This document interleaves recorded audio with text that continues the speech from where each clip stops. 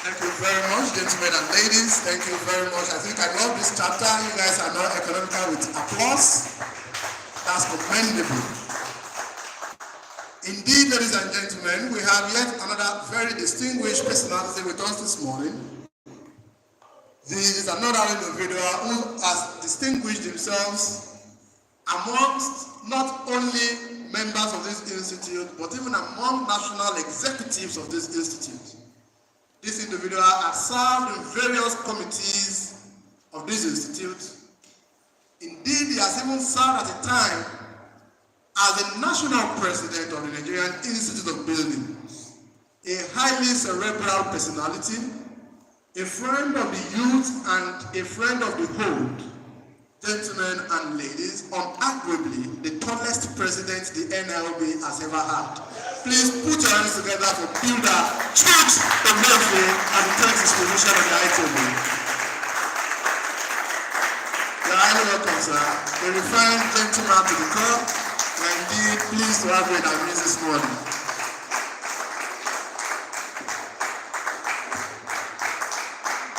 Thank you very much. You are highly welcome, sir. Mr. Past President, NIOB. Gentlemen and ladies, I would equally like to bring right upon the high table our special guest of honor and chairman of today's occasion, who, of course, is unavoidably absent right now as a result of some unforeseen official contingencies, but definitely he has given his words that in the course of this program he would most likely join with us. However, because we cannot start this program without his presence, or at least of that of his representative, gentlemen and ladies, I would like to introduce to us the chairman of today's program, which is the person of the Honorable Commissioner for Housing in Ogun State, Honorable Jagomolu Jamiru Akande Omoneyi. A round of applause. FCA. He is ably represented as this morning by one of us, a director with the Ogun State government, a quality assurance assessor, a lady of voluminous resume. Gentlemen and ladies, make welcome to the ITV representative from the Honorable Commissioner for Housing Ogun State, Builder Mrs. Titi Layo Oladogo from the Nigerian Institute of Building. You are welcome, ma'am.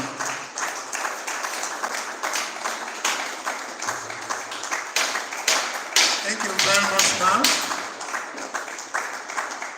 I want to believe that by extension, our presence here this morning is a testament to the fact that indeed the government of Ogun State is deeply with us this morning.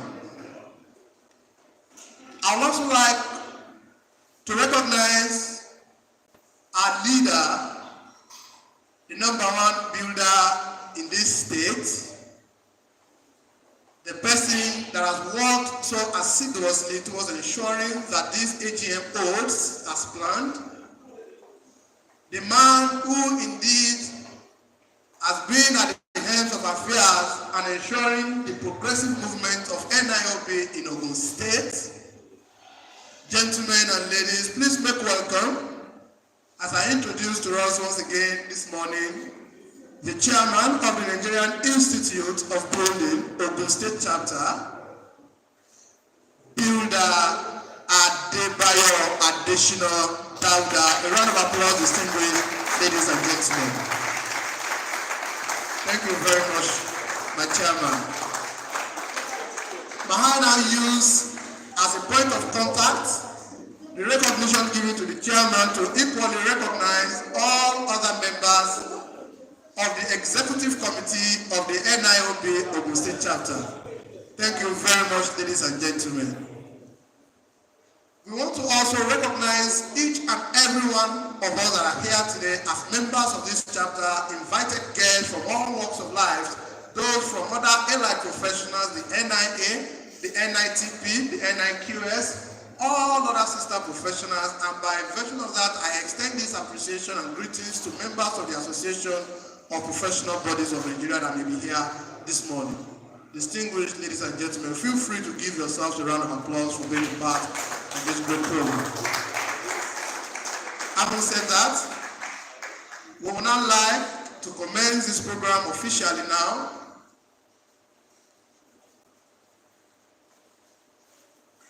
May I now use this opportunity now to call on all of us to kindly rise to our feet as we take the national anthem of the Federal Republic of Nigeria to kickstart this program officially, and after that we are going to give due recognition to all of our dignitaries here sitting. Thank you very much. To be closely followed, please, by the Builders Anthem. Are we ready, please? Please, I crave your indulgence, gentlemen and ladies, who kindly rise on your feet as we take the national anthem.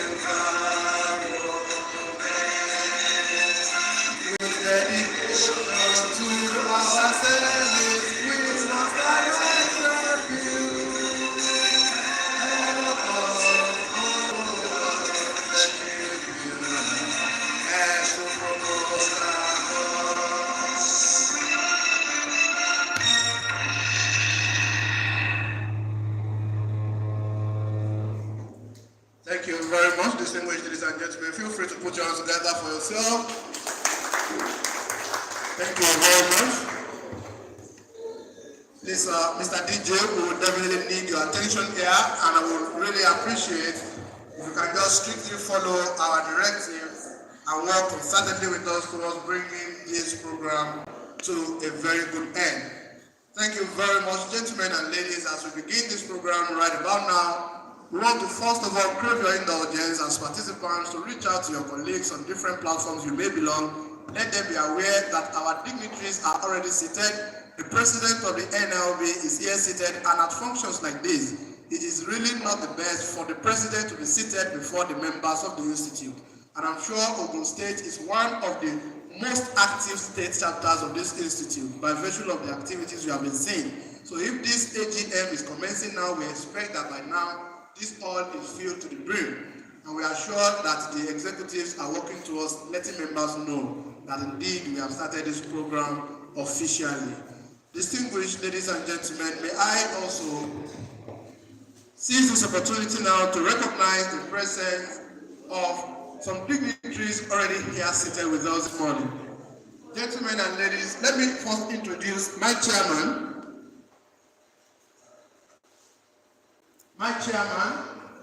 the chairman of the Nigerian Institute of Building, Oyo State Chapter, my father and leader, a revered academic and an astute professional who indeed has distinguished himself as a professional to the core.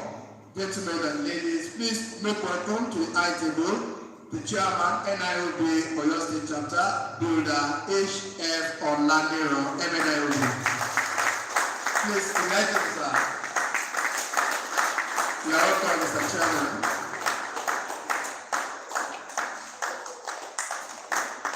You are welcome, Mr. Chairman.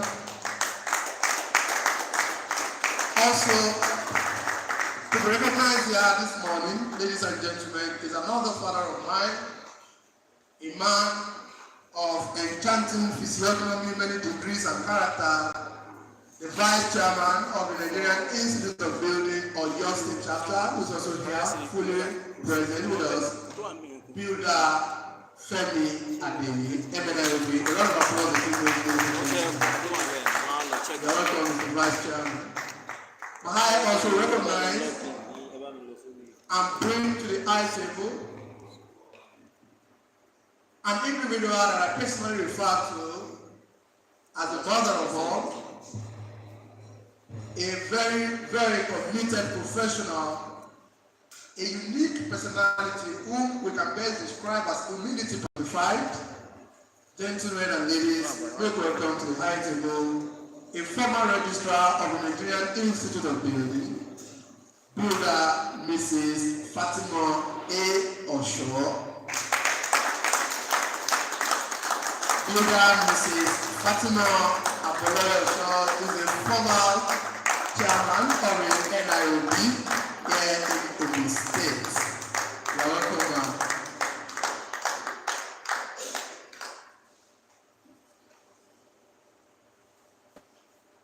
You are welcome, ma'am.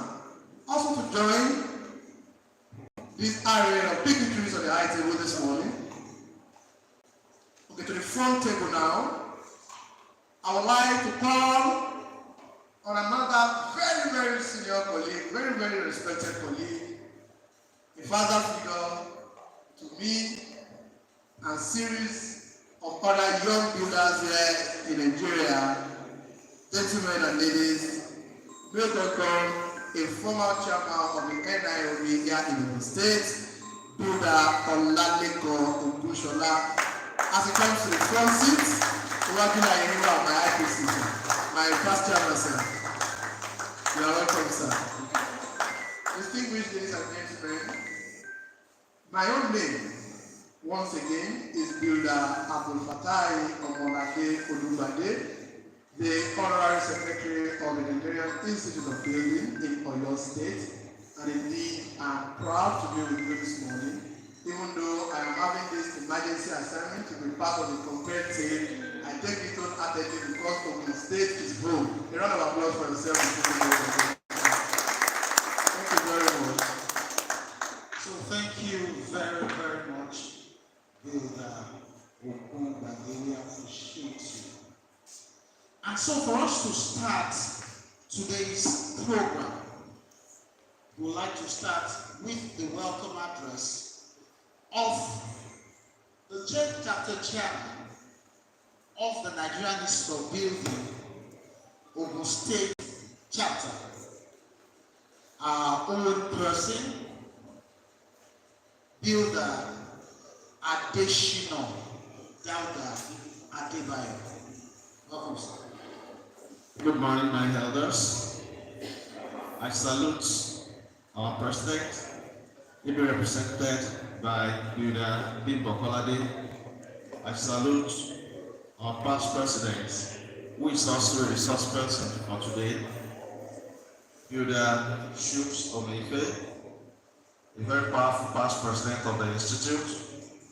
I salute the registrar, former registrar of this great institute, in the person of our great mother, Builder Mrs. Fatima Abolore Osho.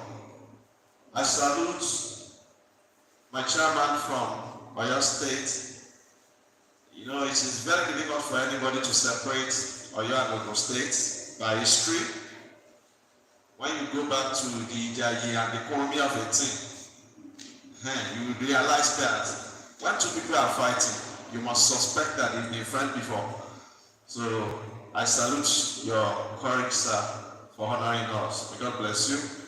I also salute the chairman of today, the Jagumolu himself, ably represented by our own Builder Mrs. Titilayo Oladogbon, a very prominent and elder person.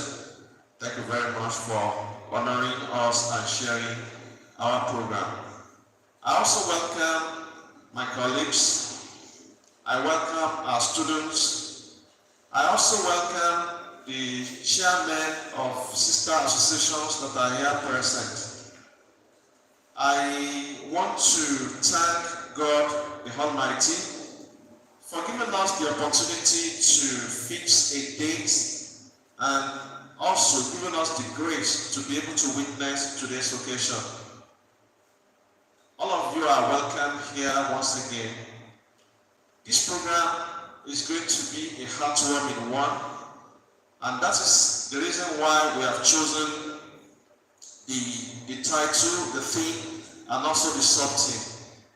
The aim of this conference is to re-strategize or probably redirect the thinking of builders to fit the present scenario of Nigeria and of our homes.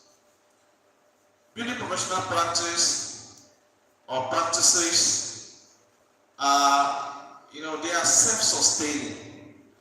But it is unfortunate that you see in the world now that it's those who doesn't have anything to do with building that are striving and thriving on the path of building practices. And that is one of the reasons why we have decided that, okay, we are going to focus on this so that probably one or two people can go back home and rethink, because the job that everybody, all of us are actually waiting for are not really there. And doing a spiritual profession like building, I used to believe that building is spiritual. There are not so many professions or public work that when you walk, when the architect wants to draw anything, they have the concept. They have the feeling of exactly how that thing will be. But in building, you and me know that there is no building that is identical. The issue of mass production and the rest, they are just on paper. We know as builder that twins can never occur in building. Something will definitely differentiate them. And that is one of the uniqueness of our job. And that's exactly why we are here today, to arouse our enthusiasm towards using our profession to further better our life. And I believe that coming here and listening to the discussions here today will definitely establish a good change in our lives. I want to implore us. I also salute our resource person, from the keynote speaker, our respected registrar of carbon, in the person of one of our elder, a former chairman of this chapter, Builder Tunji Adeniran, and also the past president will deliver a paper as well. Also, we are going to have the HOD of marketing department from the Federal Botanic Lab also discussing two particular key things towards achieving our goal. I welcome you all to this occasion. Please enjoy yourself. Thank you very much.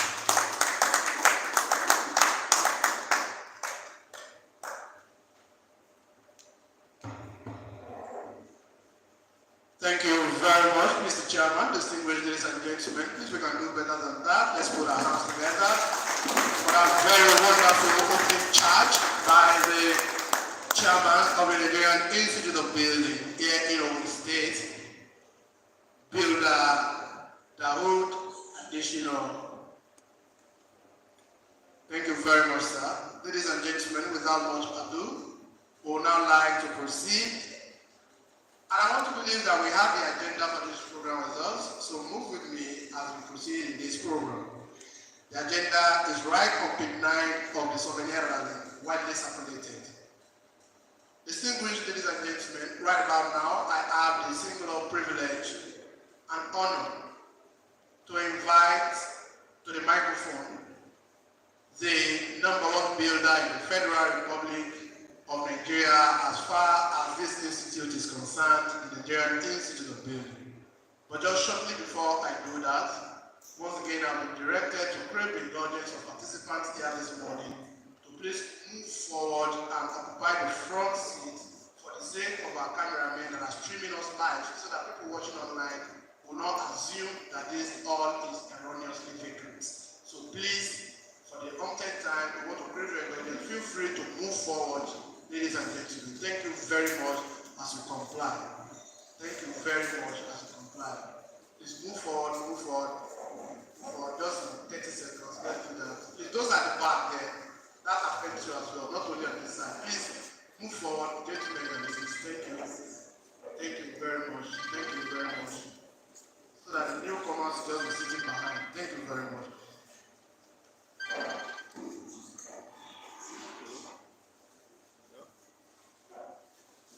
Thank you very much. Gentlemen and ladies, right about now, I now hand over the microphone to the president of the NIOB, Builders Aldati Ewa FNIOB, who is here, of course, ably represented by my own father, Builder Honorable Bimbo Daniel Kolade. A round of applause, distinguished ladies and gentlemen. Thank you very much. Let me first of all give praises to God Almighty, thanking God who has made today possible for us. And I will start with recognition, because the one who has brought all of us here this morning, the chapter chairman of NIOB Ogun State chapter, the Gateway chapter. I would like also to recognize the Honorable Commissioner for Housing, who is here in our midst, ably represented by one of our own. Thank you very much. Our past president, we settled this matter in Lagos, I think about 2 weeks ago. That's why the MC boldly declared as the tallest, not only the tallest president, but the tallest builder that we have in the industry as of now. I think about 5 or 6 people contested it. So our own very wonderful. And the MC, part of the past that you didn't mention about Builder Chukwuemeka was that he was also an honorary general secretary of the institute. One of the very few that has transited from secretary to president. Then let me recognize the Oyo State chapter chairman that is here, Titi Alile, my own wonderful builder, HF Olanima. The one that I popularly call Iya Osho.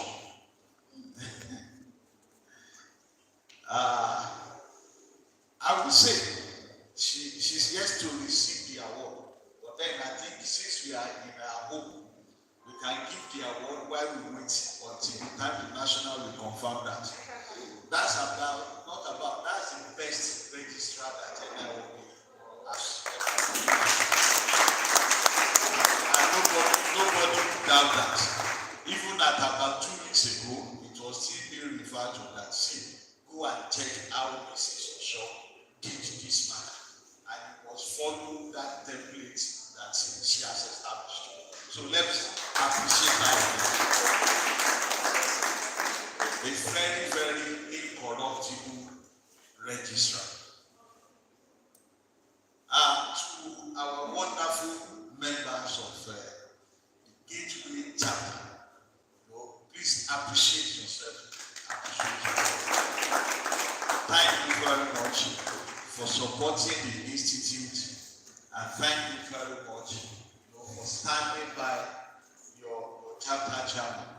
And I must say this also, that since I joined the presidential line of NROP, I must say that Ogun State, that's apart from Oyo, Ogun State appears to be one of the most peaceful chapters of NROP that we have. Very peaceful chapter. And we appreciate this, we recognize this. We have had cause to go settle matters with very many state chapters. But Ogun has never called us, has not called us for once to come and settle matters. We appreciate that also.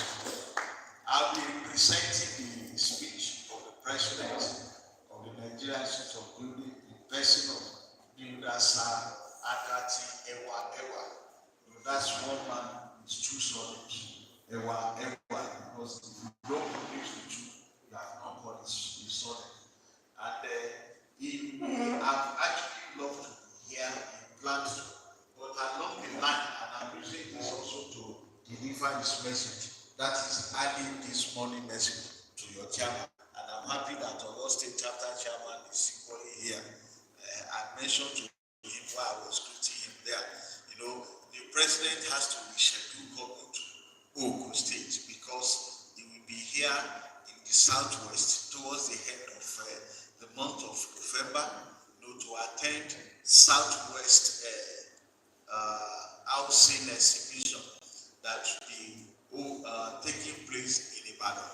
And he has said that I must mobilize every of you in the southwest chapter to be there.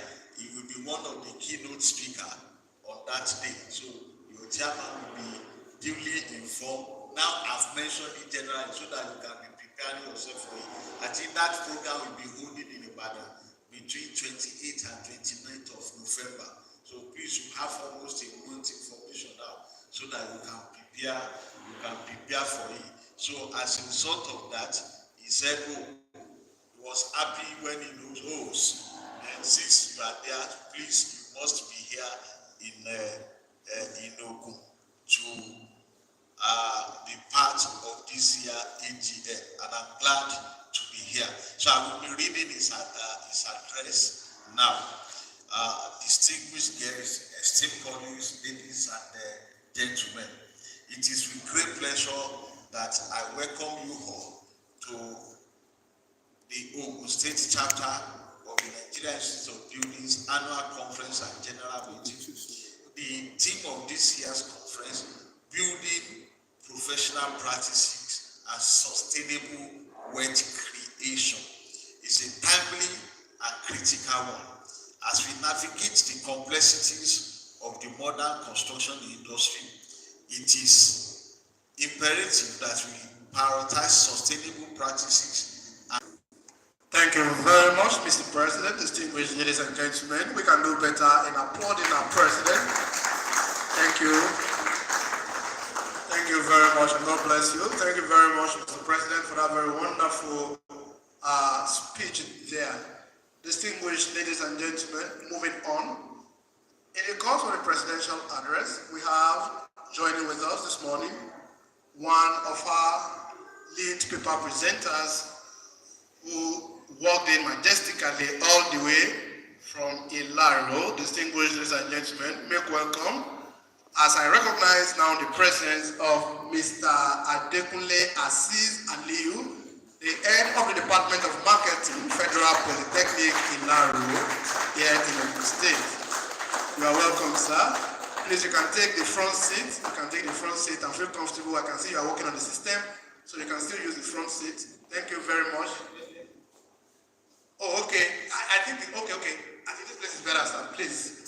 Yes, your space is actually there. But I saw you working on the system. I thought you would like to. Well done, sir. A round of applause, ladies and gentlemen. We also have joining with us this morning, ladies and gentlemen, an individual that has so distinguished himself in his profession and has transcended even to the Association of Professional Bodies of Nigeria, and even beyond that, to the traditional leadership hierarchy here in Ogun State.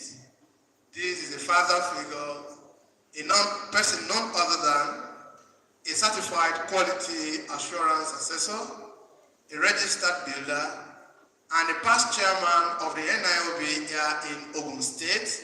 Gentlemen and ladies, make welcome Builder Otumba Diran Enyifunjowo. A round of applause, ladies and gentlemen.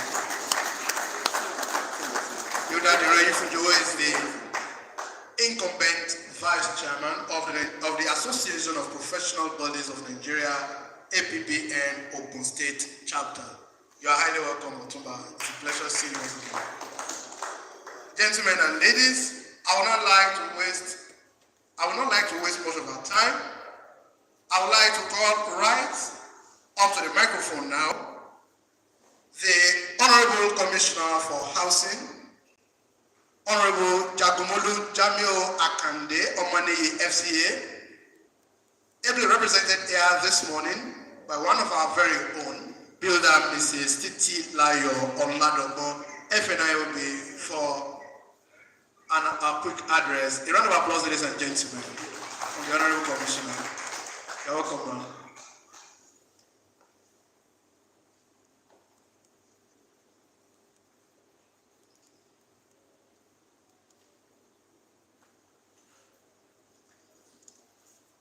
Thank you very much.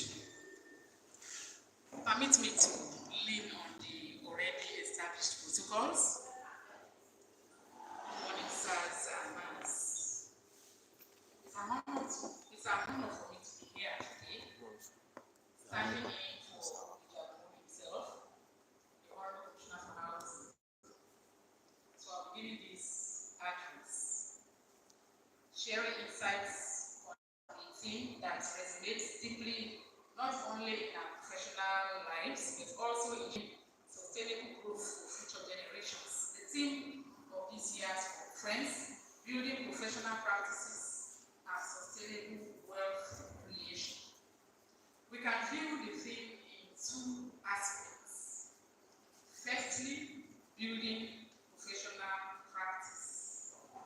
This is about more than just technical expertise. It's about cultivating a reputation of trust, integrity, and resilience.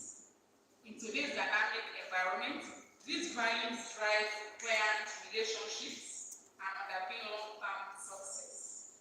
Achieving this means continuous learning, adapting, and fostering a culture of excellence. Now, the second part of our conference, of the theme of the conference, Sustainable Wealth Creation. I hope you know there's a difference between wealth and riches.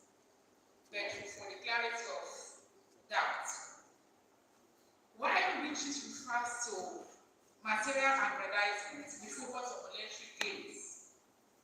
Wealth refers to possession of non-monetary assets, which includes skills, relationships, health, and education. Investment and integrity come to play when we are talking about wealth creation. And while a robust professional practice is the foundation, sustainable wealth creation is about aligning our goals with long-term value and societal impacts. It's about looking beyond short-term gains to consider how our work impacts communities, economies, and the environment. By integrating sustainable strategies, we create wealth that endures, not just financially, but also in terms of legacy, social equity, and environmental stewardship. Whether you are an established professional or just beginning your journey, remember that our power lies in collective vision and consistent action. Not that we maintain integrity today and tomorrow we jettison integrity, but with consistent action towards excellence, building our portfolio. Don't forget that anything you do, you are building your portfolio. You do it well, and it will promote your portfolio. Together, by striving to build practices rooted in integrity and pursuing wealth that benefits all, we can contribute to a more sustainable future. In this program, I look forward to a robust interactive session with our seasoned experts, because we have seasoned experts that are going to take us through, and I can tell you with all surety that they will drive us towards achieving the aim of this year's conference. So let's all put our hands on deck to get the best out of this conference. Thank you very much.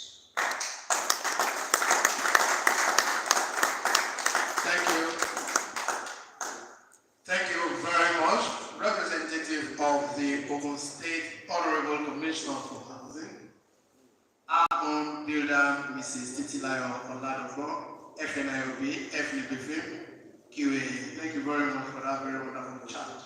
Indeed, ladies and gentlemen, this morning we are all gathered here at this arena to talk about a very important topic that has been carefully crafted by the committee that put together this conference. Building professional practices and sustainable wealth creation, as it is a very topical issue that indeed is not only significant, but very, very timely. You will understand and agree with me, distinguished ladies and gentlemen, that the economy of Nigeria is affecting all professionals. In fact, even the political leaders themselves, they are feeling the heat one way or the other. There is no political leader that exists in isolation without having family members or extended family members. Therefore, they are here. Bill Dabi Mokolade is a practicing politician and a very, very professional individual. So he knows I can resonate with what I am talking about. Therefore, as professionals, how can we stay afloat of the current economic quagmire?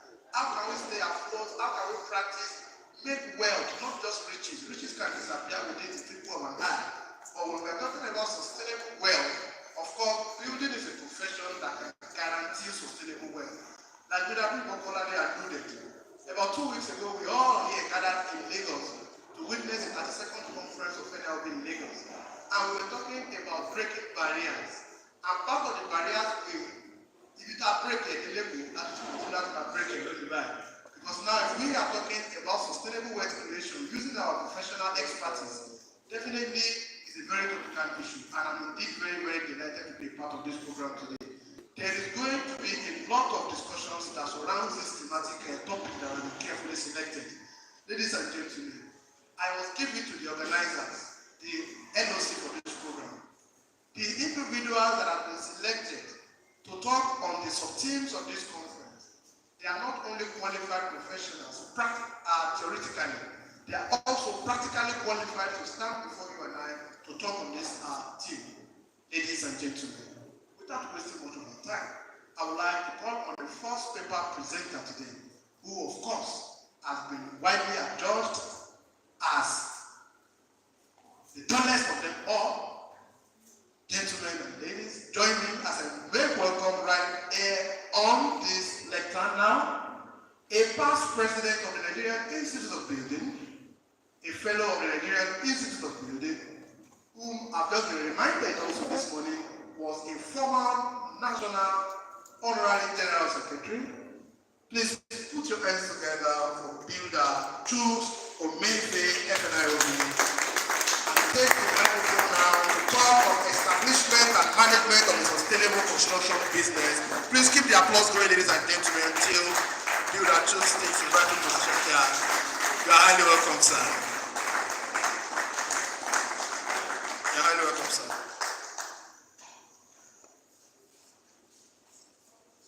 Thank you very much, distinguished ladies and gentlemen. Let me first and foremost appreciate everyone here and say that I'm really honored to be here this morning. Kudos to Ogun State Chapter for organizing this very incisive conference.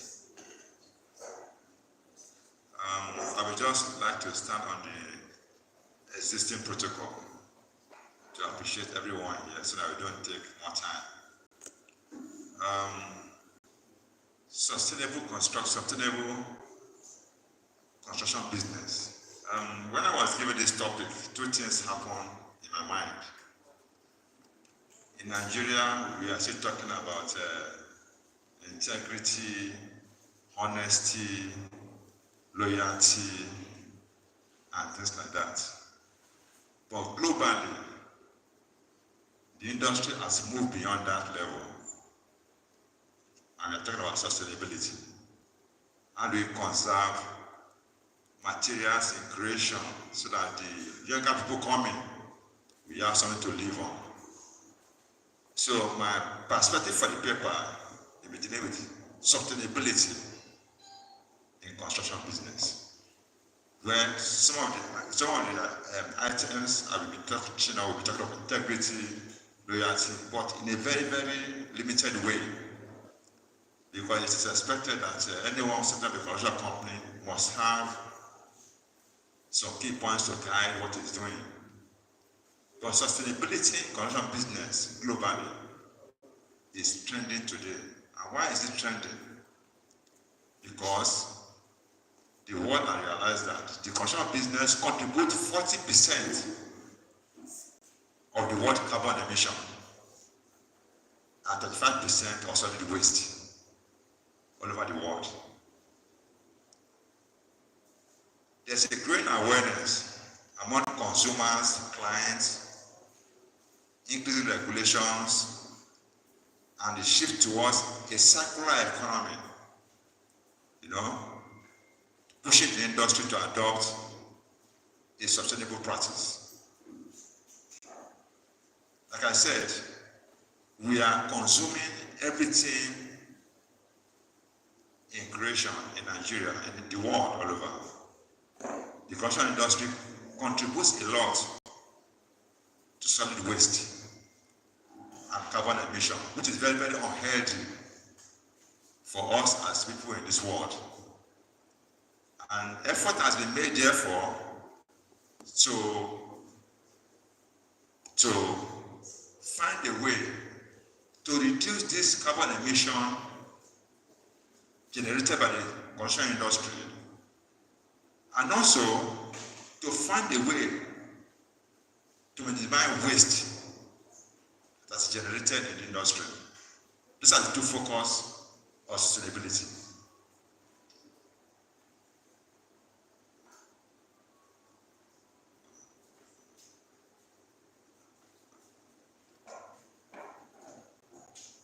So I will just define sustainable construction very briefly.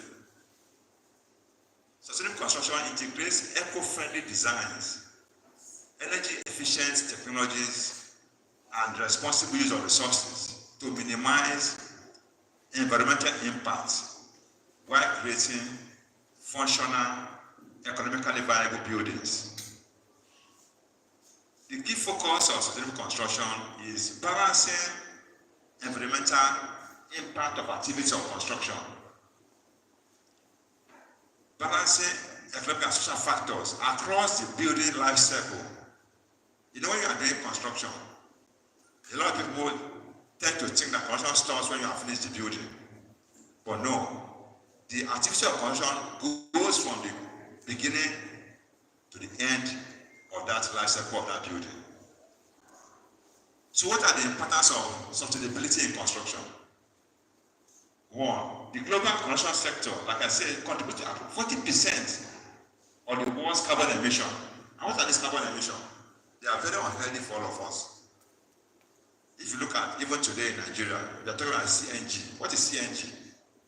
It's a cleaner form of fuel that is more healthier for us as human beings. And all over the world, people are talking about even electric cars. They are innovations derived from this short sustainability. So in every sector of the economy all over the world, people are coming up with ideas and innovations to make sure they limit the exposure of harmful chemicals, harmful activities, harmful effects that can deplete our own existence as human beings. And also to leave something for the coming generation to live on. For instance, I'll give you a typical example. If you keep cutting the trees in the bush, and you finish cutting the bush in the trees, in the next 50 years, what will happen? And it's not that you are replacing these trees in the bush, you're not replacing it. So there's a deliberate effort by those who are involved in sustainability to ensure that as we are cutting down these trees, we are replacing them at the same time. So the nation coming can have something to work with. The growing awareness, like I said, everybody is becoming aware now, even in Nigeria, despite kind of little awareness of what is sustainability. Government too is doing one or two things to ensure that things are done in a way that these issues that you are raising are sustainable one way or the other. So what's the purpose of this paper that you are talking about now? The purpose is very straightforward. To employ a comprehensive method for starting and managing a construction business that places sustainability at its core while addressing environmental challenges and seizing the market opportunities. So, what are the key principles of sustainability? The key principles of sustainability.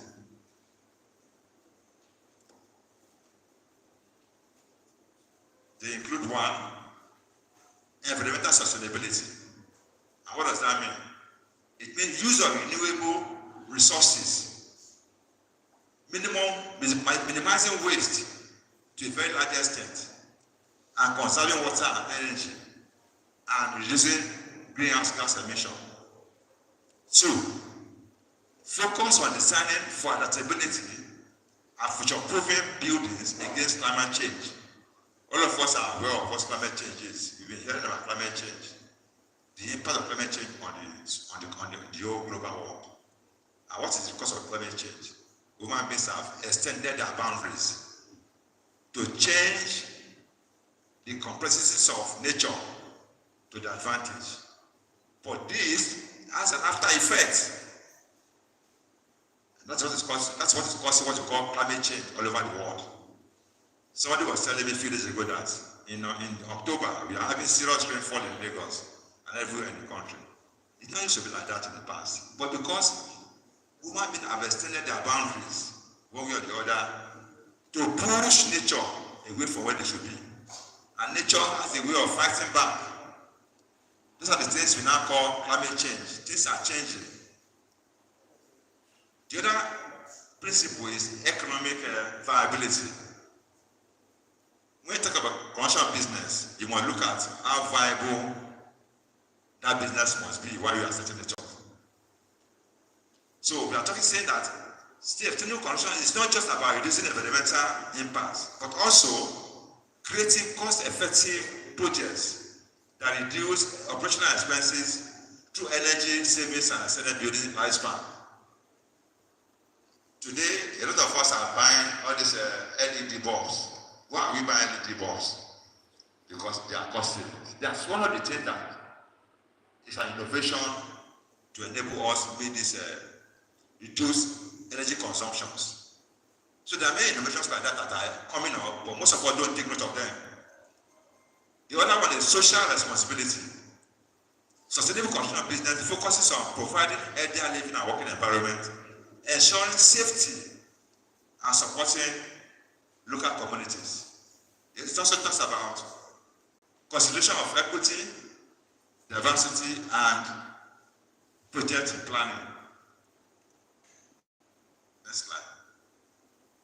Yeah, so what are the benefits of this construction sustainability? What are the benefits? 1, environmental benefits.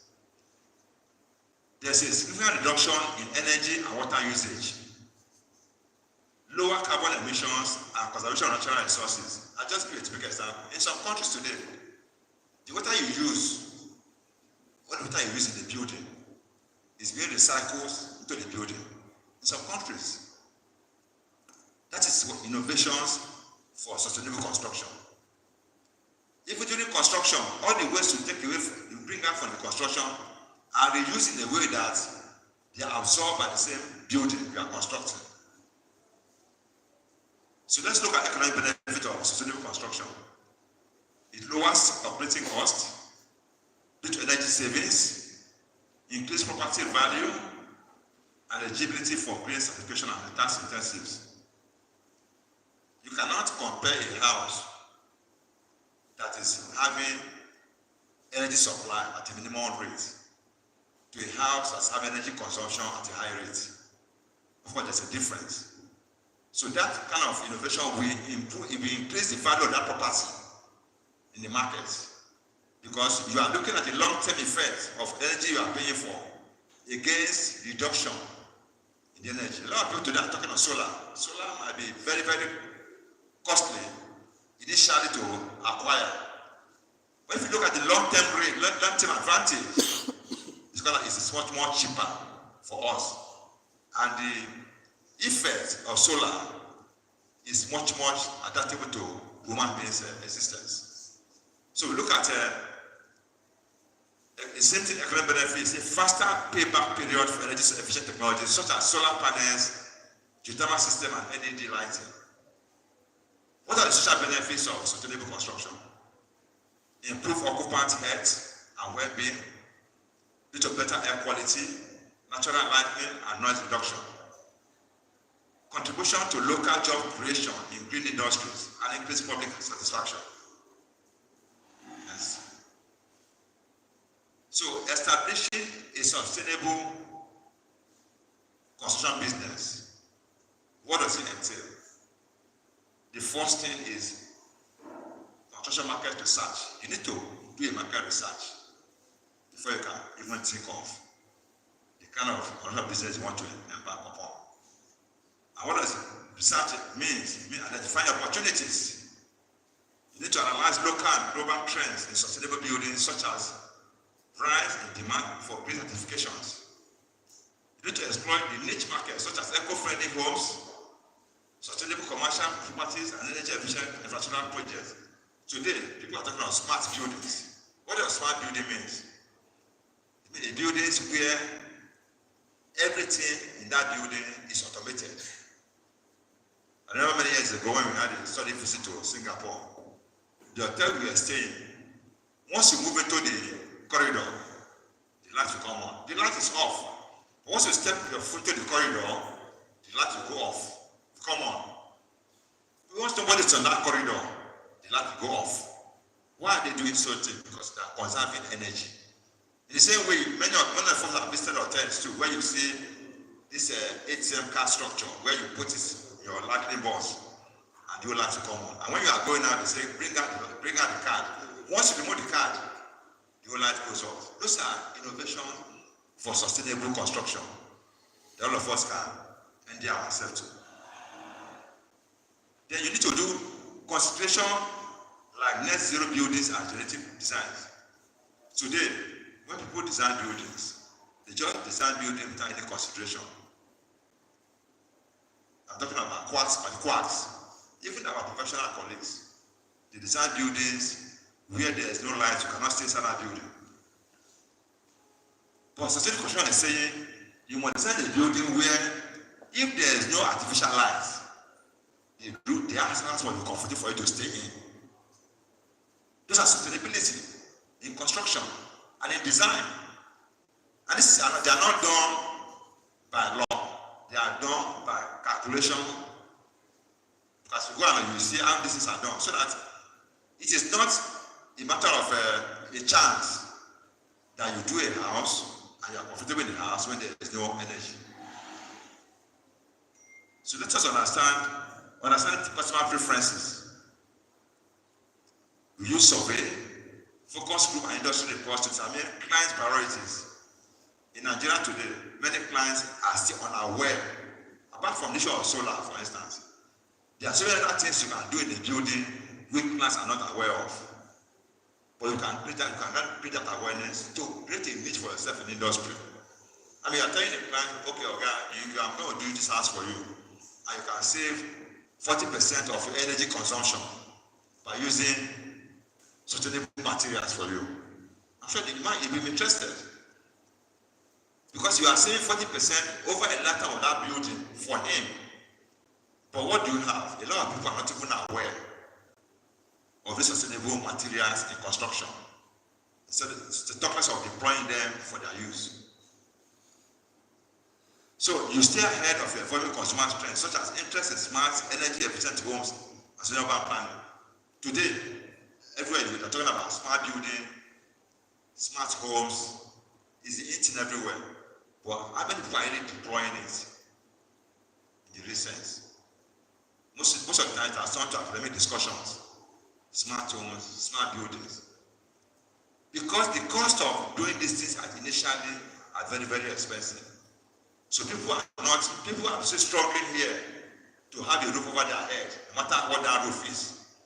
But in advanced countries, where the issue of housing is almost at the zero level, they are thinking more now how to do it. So to the building, that you come to a building, if possible, let the building even put on the light itself without you doing anything. At the net zero cost to you, that's what they are looking at. But in Nigeria, we are just moving gradually to that position. Developing a sustainable business model. Identifying business, whether the business is specialized in innovation. You need to decide for yourself the kind of business you want to go into. There are a lot of opportunities in the construction industry. Generation construction. And what does that mean? You see in Lagos where you have highly populated people. You can go to them and discuss with them to rebuild the building for them at a cost to you and a share of the profit to yourself. So for you to go into a sustainable construction, you want to identify which area you want to go into. Are you talking about existing structures, new buildings, or innovations? Then you must consider specializing in a niche services such as green retrofitting, modular construction, or passive house designs. What are the value propositions for this kind of considerations?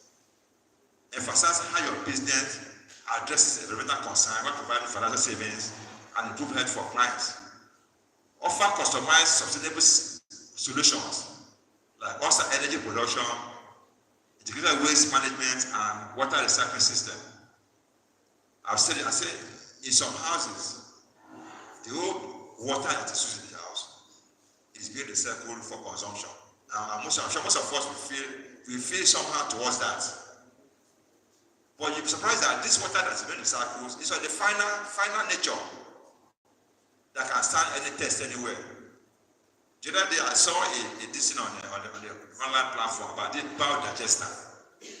That you can use biodigester to power your gas.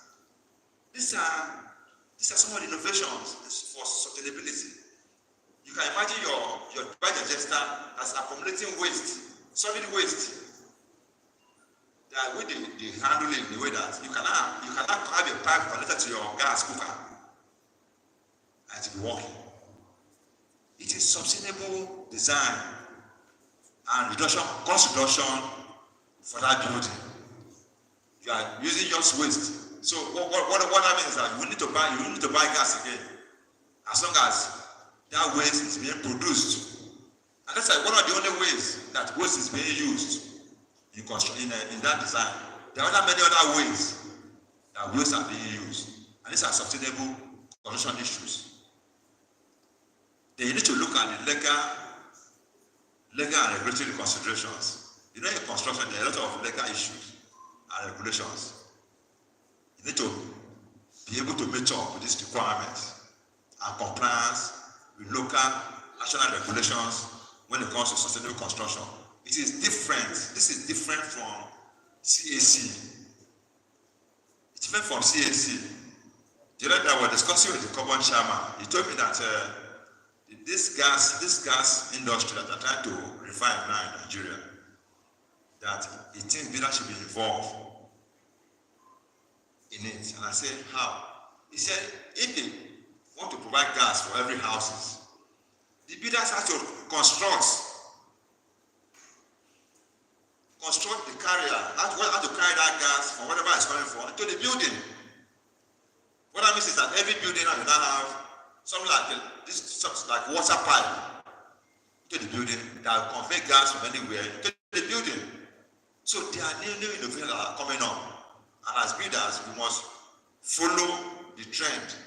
And we say what we need to do is that you need to insert that gas innovation to the National Building Code and provide regulation on how it will be done when the time comes.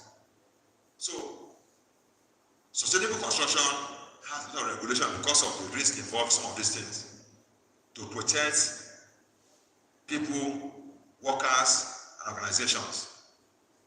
But as we go along, we discover that these regulations will come as we are progressing. In advanced countries, they already have regulations to guide on you on how you are going to put into your construction sustainable things that can endure.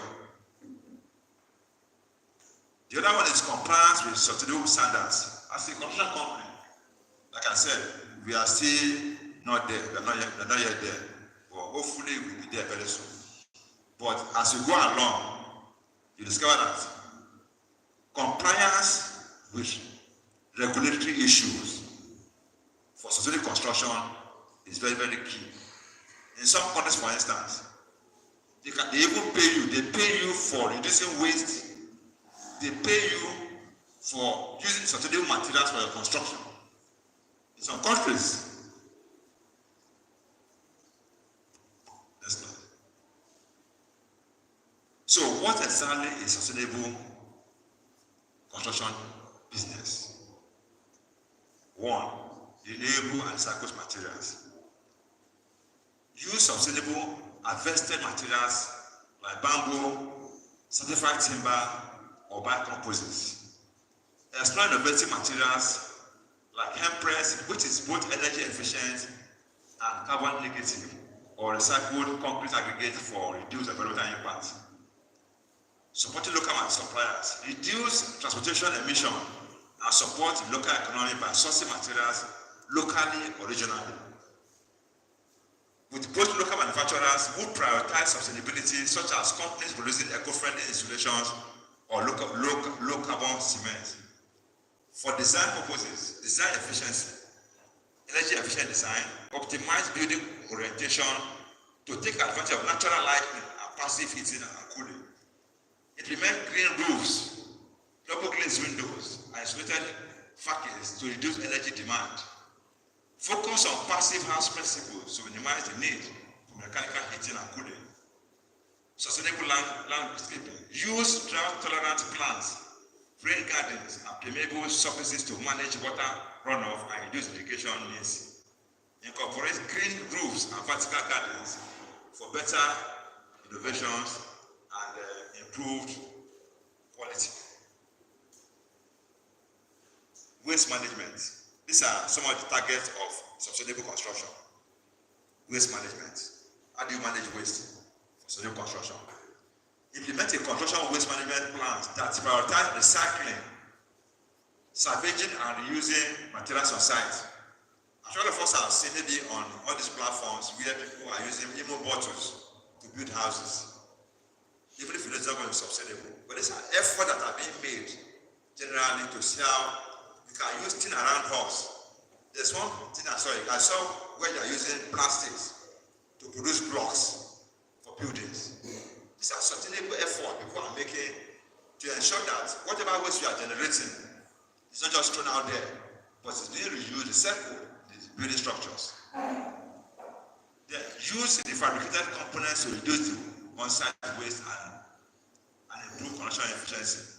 All of us are conscious of prefabricated structures where you produce off-site and bring to ourselves. They are casting on site, for instance, you are doing concrete on site. well monitored can be very, very wasteful. So, but if you produce your concrete off-site and you bring it to site to come and install, you would have reduced waste to very, very minimum. On-site reduce strategies. Develop system for reusing demolition debris, such as crushed concrete for road base or circled wood for finishes. Employ use of circular economy principle where waste materials are reintegrated into the future projects. Technology. All of us are doing the information model that can be used efficiently to coordinate materials labor by reducing errors and minimizing waste. Integrate BIM with life cycle analysis to optimize energy and use sustainability metrics during the design phase. Energy analysis. There are so many software we have now that can calculate for you, for instance, calculate for you the lightning that's adequate for this particular hall.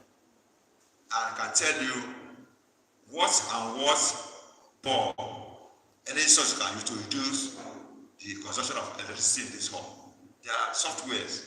If you have knowledge of those softwares, you can use it during design to minimize energy consumption in a building. Yes. For every sustainable construction business, the beginning is leadership, or you call it management. Management must be interested in ensuring that projects they undertake have an input of sustainable materials. Because if they don't, then the workers can't do anything. Leadership must include a clear vision for sustainability and integrate into it all business practices. Develop a company-wide sustainability policy that sets clear goals for environmental responsibility, waste reduction, and energy efficiency. Employee engagement and training. Offer ongoing training programs on the latest sustainable building technologies, materials, and practices. Encourage employees to become green building certified, such as through the LEED accredited professionals credentials. Next. Stakeholders engagement. One of the greatest things about sustainable construction is that because you are a builder, you need to have a buy-in of all stakeholders to be successful in that business. But if your stakeholders are not aware of what benefit they need to derive from your intentions, then you cannot sell.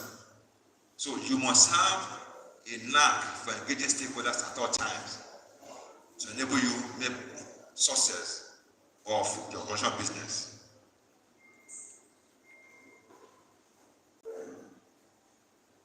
Building partnerships. You must establish partnership with technology outfits, material suppliers, and government to access innovative solutions and incentives for sustainable projects. The other aspect is performance monitoring and improvement. Setting and evaluating goals, set measurable goals, reduce energy consumption by 30% or divert 75% of construction waste from landfills and track performance over time. Using industry standard benchmark, Energy Star, Global Reporting Initiative to measure sustainability. The KPI, Key Performance Index. Track KPIs such as amount of renewable energy used, water consumption per square foot, waste diverted from landfills, and percentage of green materials used. Like I said, a lot of these things are happening in this country, but in a very, very slow form. I'm sure of us have seen buildings where you have solar panels on top of the roof. They tell you that these solar panels are powering energy into this building. Those are some of the sustainable construction we're talking about. You know, to enable you to reduce energy consumptions and then save cost. That's the whole idea, you know, of sustainable construction. And if you're going to go into that business, you must have it behind your mind that what you are doing is the benefit of your client, benefit of humanity, and benefit to the government. Challenges in sustainable construction. There are challenges, of course, in anything you are undergoing. So we need to know those challenges. Why? One, high initial cost. Like I said, I have personally done a calculation at the point that in my house, I want to disengage from the NEPA grid line and provide my own energy. When I did the calculation, I was getting about 7 million naira for energy alone. I mean, on the long run, it is cheaper, but that initial cost to acquire is a major challenge for a lot of us. That initial cost. So most of us just shy away from it. Not that we don't know the advantage, we know. But to bring out 7 million naira just for lights alone, we not talk of food, not talk of other things. That for a lot of us is a lot. The resistance to change. Human beings are very difficult when it comes to new things. People will resist even when you tell them the advantages. Not because they don't like it, maybe because of cost too. They resist change. Human beings generally resist change. So there must be continuous awareness of the benefit of these things before they can adapt to it. Many, even professional construction people too, and resist change too. They say we have been doing this for a very long time. Let's keep doing this like that because they are very comfortable in that sense. There was a time we were doing one construction and we have a timeline of about 4 months to do a six flat apartments. 4 months. So we did the calculation and said, what you need to do is to make sure that most of these structures are fabricated. That's the only way we can meet up that timeline. Even the little fabricated. Everything was, so we just came to site to come and assemble. But initially, the workers were very, very having reservations. How is it possible? I said, let's just try it. Let's fabricate what we need to do. And then come to site to assemble them. And you know the time it takes you. When after you have done your fall to little level, you now start putting wood. You start putting iron. You now start casting. And you now have to start removing later on. If you cast your little on the floor and just place it, you can get to little level today, and the following day you can get to the slab level. You will have saved cost, you will have saved manpower, you will have saved materials. Those are sustainable ideas that we try to do locally on our own. What are the solutions to these challenges? Government. Everything revolves around the government. Take advantage of programs like tax credits. In other countries, what government does is that if you are building a house with a lot of sustainable materials in that house, government gives you tax credits. They can tell you, okay, in the next 5 years, don't pay tax. As long as you are doing your project this way, that can help the system, the society. But we are here together in Nigeria. Because even some companies that are here that wants to do that, wants to make sure that it's not doing it one time and don't do it again. So in advanced countries, they give you a lot of incentives to enable you to adapt sustainable construction models to do your buildings. They even give you grants for renewable energy installations like solar, wind, and energy efficiency improvements. They look for opportunities through green buildings, funding programs. There's a World Bank green building funding program that if your building has met 95% or 80% of green building requirements, they give you grants. Just to encourage you to make sure that you continue to adopt sustainable models in your construction works. In Singapore, there's a building that was written about one of the best buildings in the world on green building. I think what that building has about almost 95% of natural things that prepares the building. The water is not coming from outside. The light is not coming from outside. It is designed to the building. So the building to sustain itself, even without government support. And these are the kind of things they do abroad. Even once you can do such a building, they will give you grant to continue to do it. Because you are saving nature, you are saving the system, you are making life healthier for people, in all ways. Another way, solution to these challenges is education and awareness, which is where I think we are in this country. People are holding seminars. I was talking to my friend's vice yesterday. He mentioned, is it JCI or what? They are a company, a German firm, that are training people. They are training people in sustainable materials. And NLB has sent people to represent them in that activity. But the pace is still very, very slow because they are not yet ready. In Germany, once you agree to do things using sustainable materials, they give you money to continue that way because they know the effect of what they are doing. So education is very key. And not for only the clients, even for us as professionals, we need to be educated to be aware of what's happening globally so we can adapt them as we go along gradually. Next. I just try to put in some case studies here to show you the impact of sustainable constructions all over the world. The first one, I'll take a case study of one, they call it the Build Center in situ in USA. It's known as the greenest commercial building in the world. The greenest commercial building in the world. What that means is that everything in that building is self-sustaining. That's what it means. And they say it uses solar energy, rainwater harvesting, and composting toilets, achieving net zero energy and water use.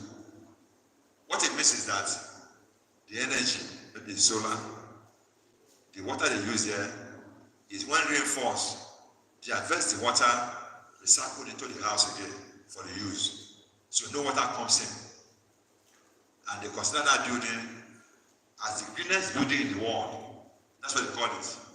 The other one is the lesson learned from that particular building is that it demonstrates how a commitment to sustainability can reduce operating costs, achieve LEED Platinum certification, and generate positive rating. Okay, imagine a building now that you don't call people to come and remove your waste. You don't call for water from water or a water board. You don't call light from HPACN. The operating cost of such a building is more than zero. And if you own such a building, what it means is that you are going to benefit on a long-term basis about these other issues that are sustainable in nature. The second case study I will give is there's a building again, they call it ZED, Benetton Zero Energy Development in UK. It's a binary eco-community focused on reducing carbon emission through renewable energy and sustainable materials. The lesson from that particular project is that it has had the success of high integrated designs and sustainable urban planning to reduce energy use by 45% compared to traditional development.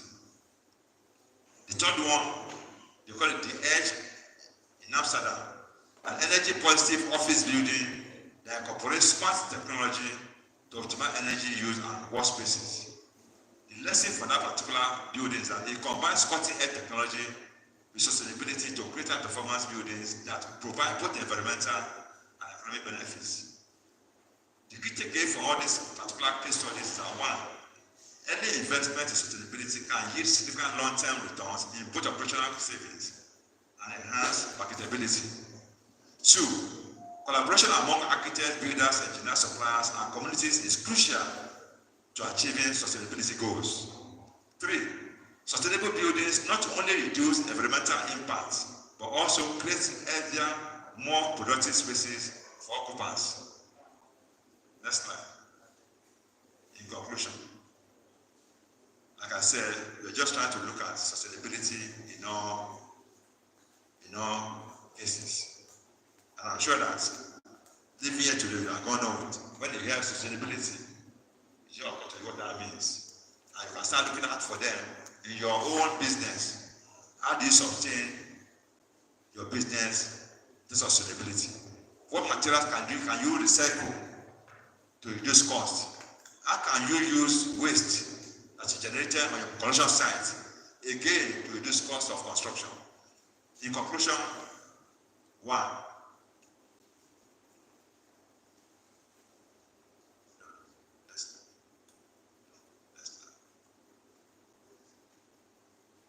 yes, summary of key points. Sustainable construction is not just a trend, but a necessary shift to address climate change, resource scarcity, and societal well-being. Two, establishing a sustainable construction business involves aligning business models with green practices, understanding regulations, and innovating with water, materials, and technology. Three, managing sustainability requires leadership, commitment, engagement with stakeholders, and continuous performance monitoring. What are the future expectations for sustainable construction? The future of construction is rapidly moving towards net zero energy buildings, smart homes, and circular construction. As regulation tightens and client demands grow, businesses that embrace sustainability early will gain a competitive advantage. Integrating traditional and modular construction, off-site manufacturing, and 3D printed buildings will further enhance sustainability by reducing waste and energy use. Call to action. The construction industry plays a pivotal role in achieving global sustainability goals. Business leaders, architects, builders, engineers, and contractors must work together to incorporate green practice into every aspect of construction. Every project, whether big or small, provides an opportunity to push the boundaries of sustainable innovations to the next level. Yes, in my appreciation, I said, permit me to most sincerely appreciate the Wholesale chapter for organizing this program and for finding me worthy and feeling the opportunity to be a lead presenter to deliver on this very important subject matter that is currently trending in the global construction industry. Together we can make the world a better place. Thank you so very much for your attention, and God bless you all.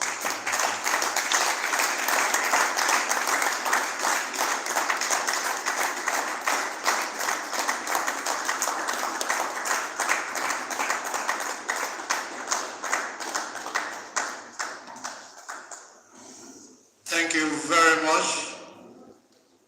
The late paper presenter, past president of the Nigerian Institute of Building, Builder Chuks Umefe, for that very elaborate presentation given here today. Gentlemen and ladies, please put your hands together once again for Builder Chuks Umefe for that very wonderful presentation.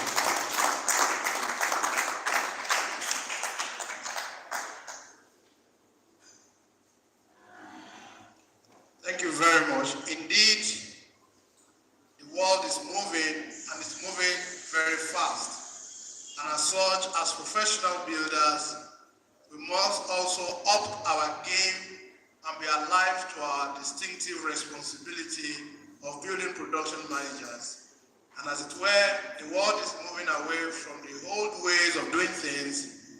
New technologies and innovations are coming up on a daily basis, and a lot of these concepts has just been summarized and summarily delivered by Builder Chuks Umefe. As professional builders, we must now learn to move away from the traditional construction method to the more modern methods that involve the utilization of concepts such as the building information models and what have you in the built environment. Distinguished ladies and gentlemen, indeed that is a sure way towards ensuring professional practices and sustainable wealth creation. Once again, as participants here at this forum today, I want you to give yourselves a round of applause for learning these very important concepts about our core area of professional practice, particularly with regards to the sub-team that are just being dissected by this very great scholar and astute professional. Establishment and management of a sustainable construction business. Thank you very much. And please, the organizers, You can see that I was moving about within the participants in the course of that presentation. Requests have been made for a copy of this very rich presentation. Please kindly make it available to participants in this session. Thank you very much, Judge. And I'm sure that we have questions. Please endeavor to take note of the question. Judge is in no way in a hurry. You will be with us at the end of the program. I can assure you. So please note your questions and be ready to ask him immediately after the presentation follows. Gentlemen and ladies, I now have the honor of informing us that the next presentation will be that of the keynote address. We were initially expecting the keynote address speaker to be with us, but he just got in touch and he has sent his unreserved apology for his inability to make it physically and personally here this morning, or rather this afternoon. He has sent a very respected colleague of ours to also deliver the keynote address. And this individual I'm referring to is none other than the Registrar and Secretary to the 7th Council of the Council of Registered Builders of Nigeria, COBON, in the person of Builder Adetunji Adeniran MNI. A round of applause, distinguished ladies and gentlemen. And to present this paper on his behalf is the Vice Chairman of the Nigerian Institute of Building here in Ogun State, Builder Ogunshola. A round of applause, distinguished ladies and gentlemen.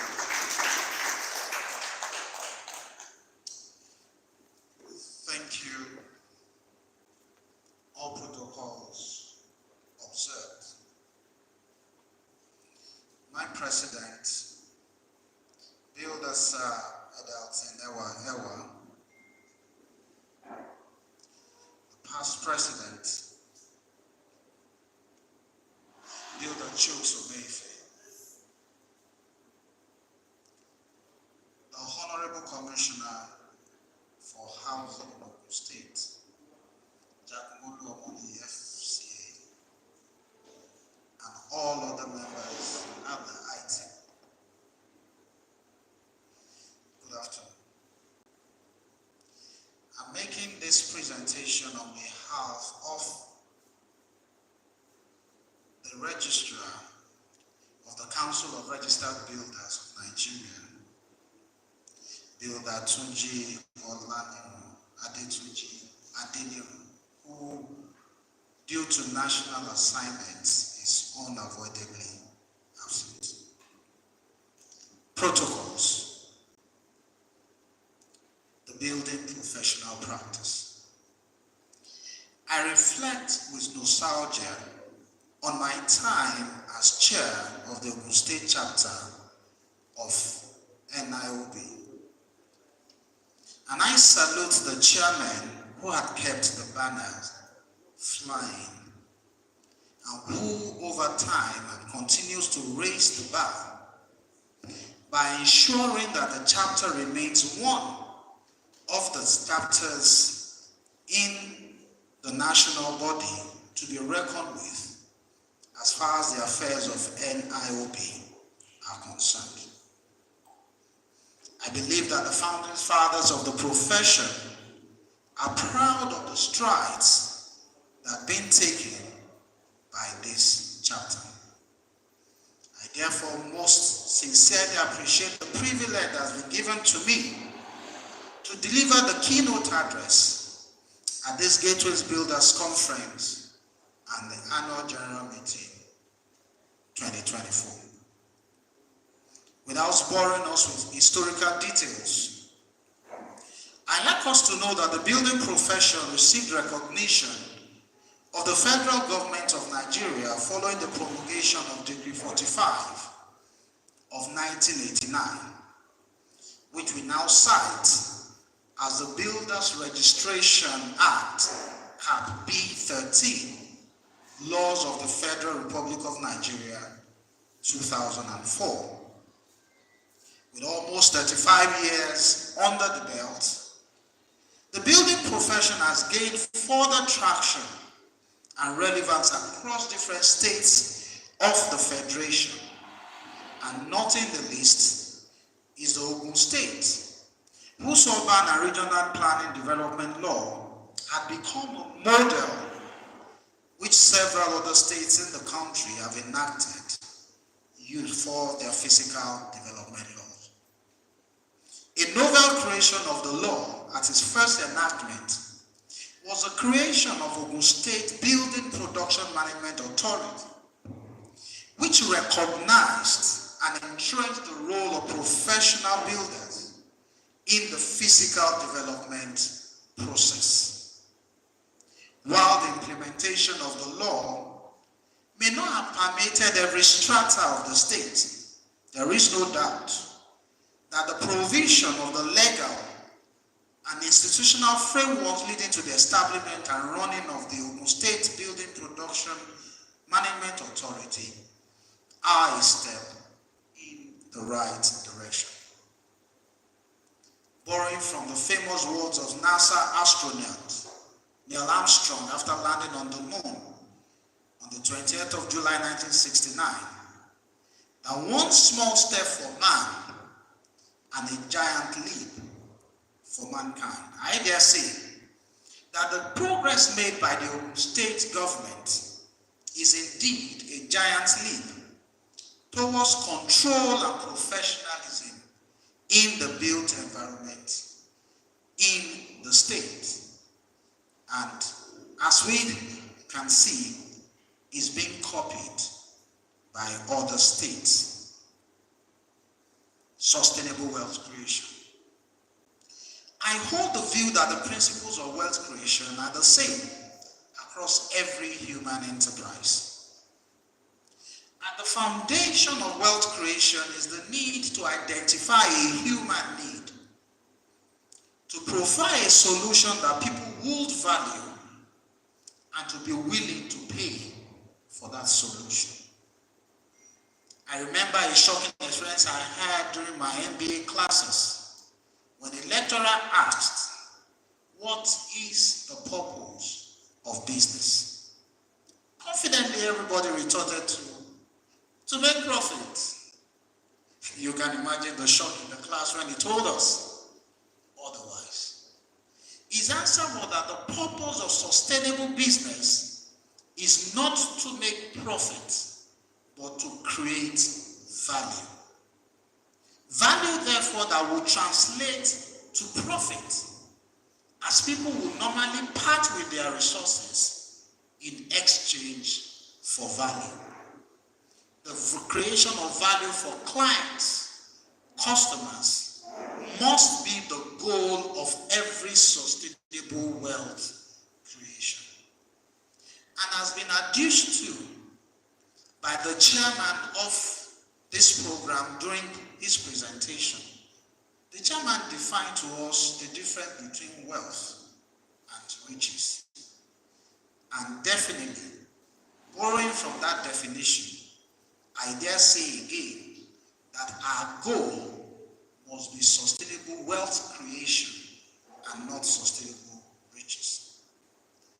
Let me address a few key considerations for successfully tapping into the opportunities that are present for us as professional builders to seek to create value for our clients. I will consider them in one or two ways, both external and internal, or personal factors. I want us to look at the external factors that the builders, we as builders, we need to focus on. The first one is for us to be able to identify the market needs. We need to know that there is a need in the market, and it's our responsibility to identify that need, and also our duty to seek to meet those needs with as much efficiency as is professionally possible. The second external factor that we as builders, after this, need to focus on is to understand the regulatory frameworks. in the first presentation, paper presentation, when we were discussing sustainable building businesses, there is that part of the legal requirement. So we need to understand that it's always best to do business within the confines of the law, especially as professionals. And this should be the guide in whatever we pursue to engage in. The third one is to build networks and relationships. We need to understand that relationships developed across various sectors is essential for business success. In whatever we do, we need to understand that we are relating with people, and it is only those that can feel you that will be willing to do business with you. Such relationships may include personal and organizational, involving government officers, their agencies, involving financiers, involving financial institutions, and other investors that invest in the built environment. Now, so let's look at the personal issues that we may need to focus on. Number one is integrity. And I dare say that at this conference today, this will be the third time that we are hearing the word integrity. The chairman spoke of integrity. The first paper presenter spoke of integrity. The keynote speaker is also emphasizing integrity. That means that for us to have a sustainable business, we need to be people who keep their word. The next one is diligence. That is the ability for us to be able to bend the knee, get into the pits, roll up our sleeves, and do what needs to be done to achieve the objectives. The next one is professionalism in judgment and decisions. We must not be emotional with our decisions. We should rather let the professional practice codes and ethics. We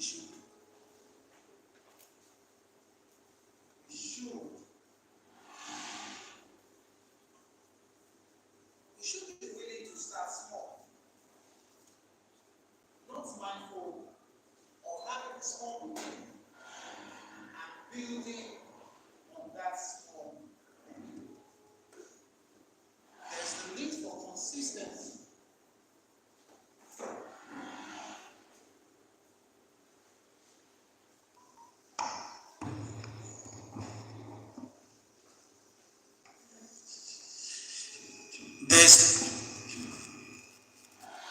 There's a need for consistency for us to keep at it. That is what consistency is about. While we have not achieved what we intend to achieve, we are still at it. But we need to note that we should only be consistent in doing the right thing. We need to consider the process of breaking a rock with a sledgehammer. We understand that it's not the first strike that actually shatters the rock.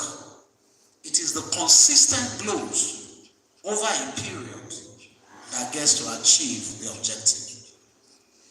We need to develop a growth mindset. These are personal issues that we need to relate with. That is, we need to continually seek improvement of ourselves, be less wasteful, especially with time, so that we can deliver better outputs. And there's also the need for us to take calculated risks. That means that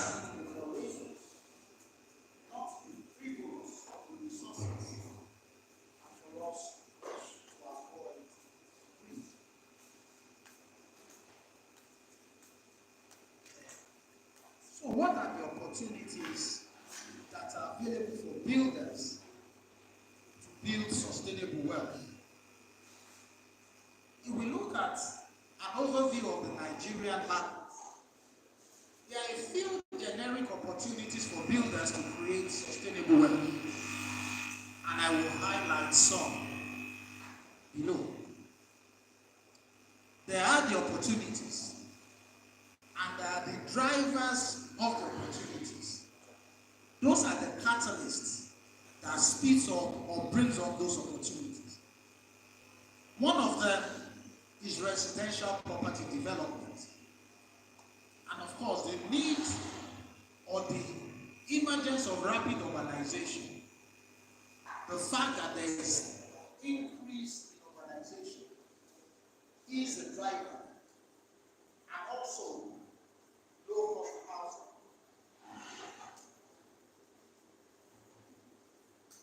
The next one is commercial real estate. Commercial real estate is also an opportunity that we can tackle as builders. We can build shopping malls or shopping complexes. We can also have smart offices or co-offices, co-locating offices. A system where you have a singular unit of office, but many of us are using the facility within that office space. We can be the one to develop such and then lease out to different organizations that needs to co-locate within our space. We can do property development and trading. So that means we can either build to sell, we can refurbish to sell, or we can do land banking. Especially in a state like the States, where we have abundance of land. Unlike our neighbor like Lagos State, that is literally landlocked and the volume of land that they have is limited. When I say landlocked, I'm actually looking at Ogun State and then the boundary they are parting, blocking them in. But we actually have that volume of land. And land banking is one of the drivers that we can use for property development. Another one is smart housing and modular construction. Like the first lead presenter, the first paper spoke to us about smart housing and modular construction. He talked of the need for them to be able to create 6 plots in 4 months. And the only thing that they could do, the only feasible construction technology to use is prefabrication. And that is what modular construction is about. That is also something that we can go into. We will actually be creating and selling different parts of the modular building. And the drivers of that is there are the demographic issues we have, the rising population, the increase and the advancement of technology, especially the Internet of Things and globalization. We will go into building material supply chain. Yesterday there was a discussion. In preparation for this program, there was a radio program that was held yesterday. And the person that represented the state chapter, that is the immediate past chairman, had a call after the program about from a carpenter, somebody that's a practitioner, about the fact that, and we all know this, that the timber that is being used is no longer the sizes it should be. Yes. They are not well seasoned, they are not matures, and the carpenters are falling off the roof while using these timbers to construct new carcasses. So we as builders who actually go into building material supply chain, we could look at all of the materials that we use for our production process, starting from granite, cement. We understand the science of it, and we are actually the best set of people or professionals to deal with this. And so we could look at it from the quality perspective, because we will definitely give quality. We will be innovative, and we will also ensure cost efficiency.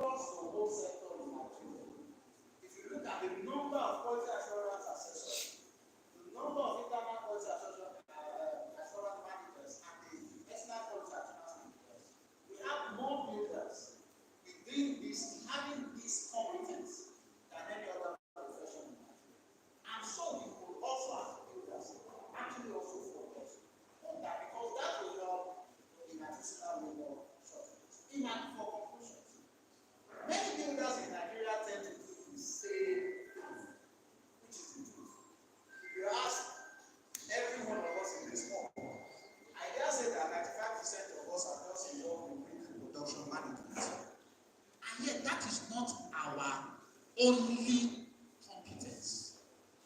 But that is what every one of us believe is the only thing a builder should do. Do settlements, put bricks and mortar together, paint it, tile it, and then move out. But there are a lot that we could do. We could set up a one-man company and then settle down. That's usually what we do. Not seeking to carve a niche or build a brand for ourselves as builders. Like the saying goes, it is some measure of insanity for us to keep doing the same thing over and over and over, and we expect to see different results. Unfortunately for us in this industry, and must be factual, every company can carry is into building production. If you go out, you discover that we have lawyers who are constructing buildings. You have medical doctors that are constructing buildings. I'm talking now of even professionals. I'm not even going to the plants. People who are not licensed. You have almost everybody doing what you are trained and professionally qualified to do. So that means that we need to carve a niche.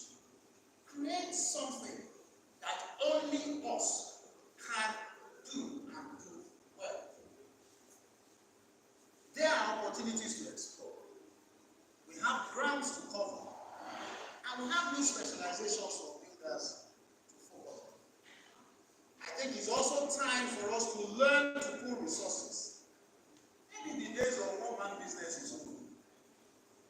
It comes to my mind right now. The GT banks of this world, the Zenith Bank of this world, when they started, 3 or 4 young bankers started to pool resources together, and today they are leading the financial world. When are we going to have 3 or 4 young builders come together and create the Julius Bergers of Nigeria, or create the biggest construction industry in Nigeria, instead of trying to do it? You could develop bigger companies that can do bigger things with equipment and manpower, because we are putting our resources together. So I want us to know that there are opportunities also in the supply chain that we will explore aside of the production business. May I, in conclusion, hereby appreciate the chairman, the entire executive, and all members of the state chapter of our Grace Institute, the Nigerian Institute of Building, for this opportunity that you have given me to deliver the keynote address at this Gateway Conference at AGM 2024. I wish all of us a very fruitful and rewarding time. Thank you very much.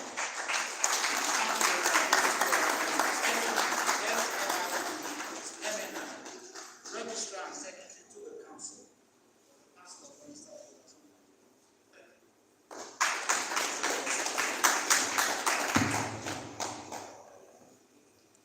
Thank you very much, distinguished ladies and gentlemen. You can do better in applauding the registrar of the Council of Registered Builders of Nigeria, distinguished builder Adetunji Adeniro MNI, for that very thought-provoking keynote address.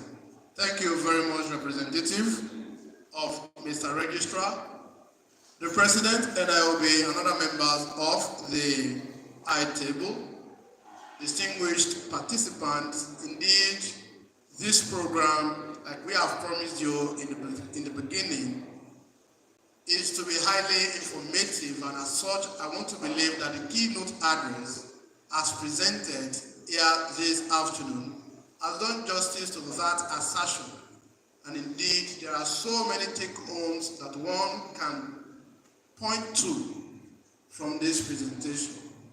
As a builder now, we are now to think beyond the single bottom line of building production management, but even think ahead of doing so many other things. You know, I love this particular conference because it's more or less a continuation of the discussions that we started about 2 weeks ago in Lagos. when we were talking about breaking barriers for professional builders and empowering change in the real estate sector.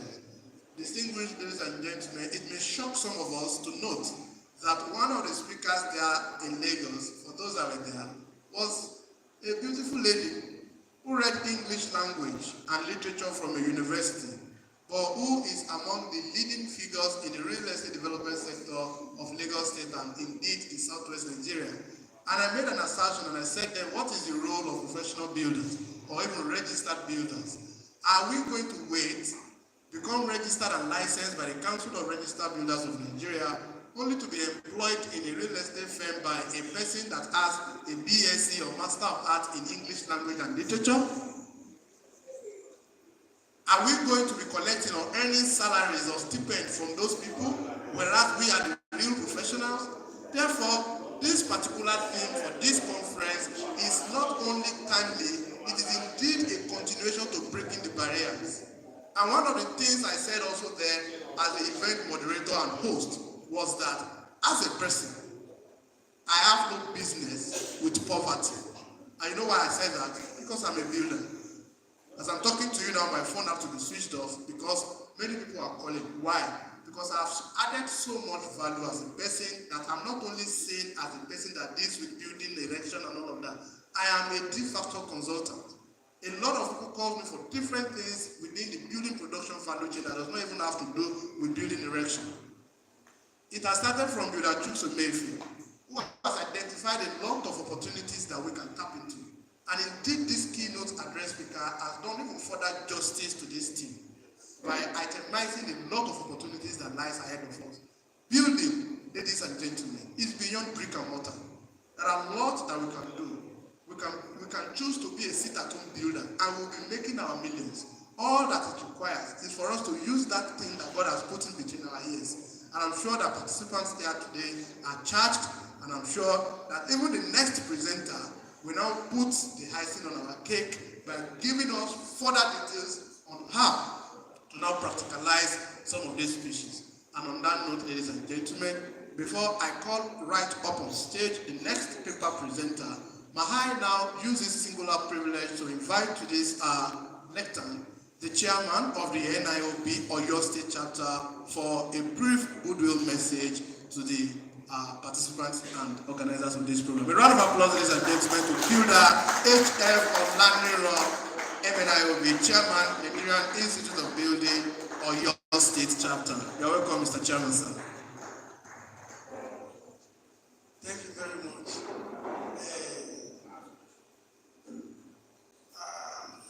The chairman from Exeter State is here, and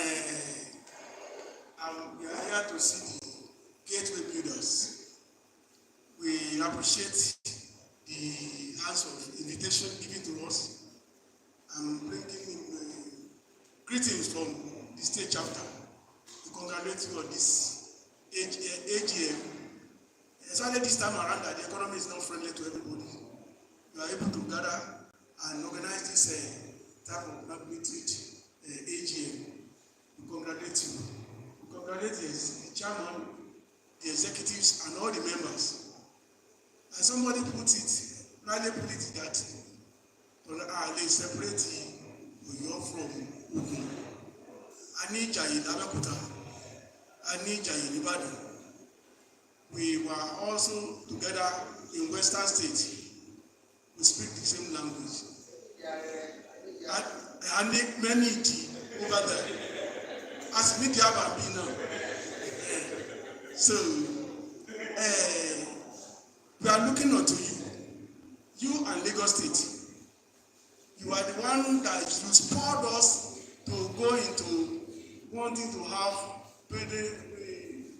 building control agency, which we have not had before. When we saw you and Lagos State, you spurred us to it. That was why we swung into action in 2021, and we pushed it to the House of Assembly. They are passed into law, but our governor has not given it the assent. I'm seeing this opportunity on a serious note and in another mood.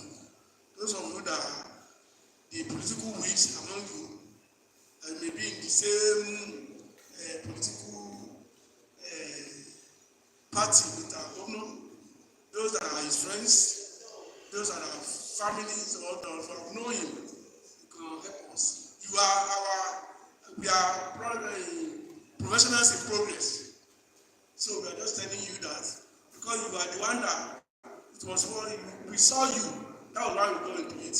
But what you use, chairman, to have gotten your own to, we want you to give it to us. There's any help you can render us. I'm talking to the national president and even the past president, whatever you can use to help us out. What remains is for the government to approve it. The House of Assembly have passed the bill, physical planning bill and building control agency. So we are just saying it since we are professionals together, we can be helped out. Once more, I say congratulations to the Ogun State chapter of NIOB. We will continue to partner. Thank you very much.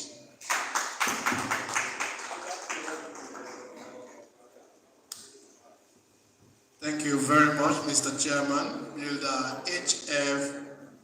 Ola Niron, MNIOB, the Chairman, Nigerian Institute of Building, Oyo State Chapter. Thank you very much for that goodwill message.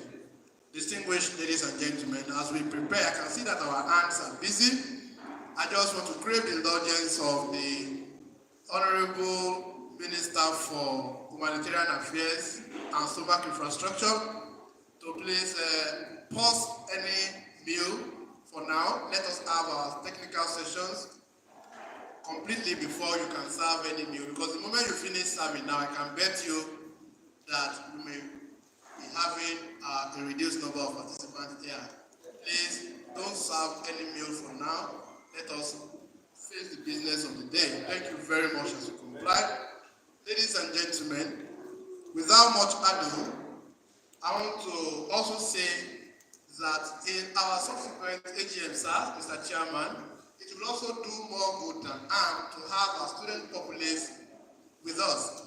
I'm sure that in Nigeria, Ogun State sits comfortably as, if not the #1 state with the highest number of higher institutions in Nigeria. I don't think there's any state that can compete with Ogun in that regard. Am I correct? Higher institutions in Nigeria. So, and I'm sure that the vast majority of these higher institutions have building departments. So I am surprised that I'm not seeing, I don't know, do we have any student here? Any undergraduate student, building student here? These are veterans. Everybody seated there are fellows. Almost everybody here are fellows. So we are supposed to also have students here for sustainability, for more. But I can see that Bells yesterday, they inaugurated a few of them, inducted a few of them as graduate members. Please, let's also endeavor to encourage their participation at programs like this, because the future of the profession rests squarely on these individuals. So please, we want to have more of them. However, without much ado, I would now like to invite right up on stage the next thematic speaker, our lead paper presenter too, to come and speak to us on a subject that indeed is very germane to us, and that is customer sourcing and retention, an achievement for sustainable building professional practices. Distinguished ladies and gentlemen, to do justice to this subject is none other than the head of the Department of Marketing, Federal Polytechnic Ilaro. Gentlemen and ladies, please make welcome Mr. Adekunle Azeez Aliu as he makes his presentation. A round of applause, ladies and gentlemen.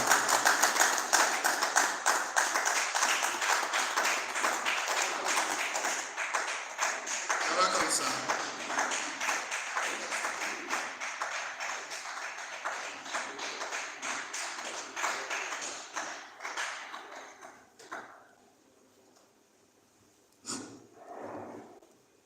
Thank you, sir.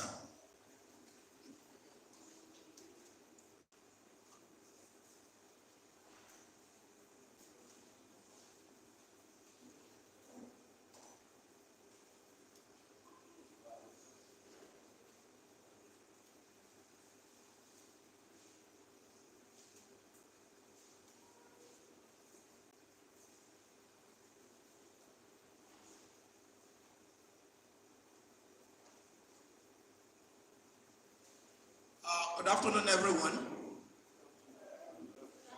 Are we tired? Since you are tired. Okay. My name is Aziz Adekunle Aliu. I'm here to present a paper.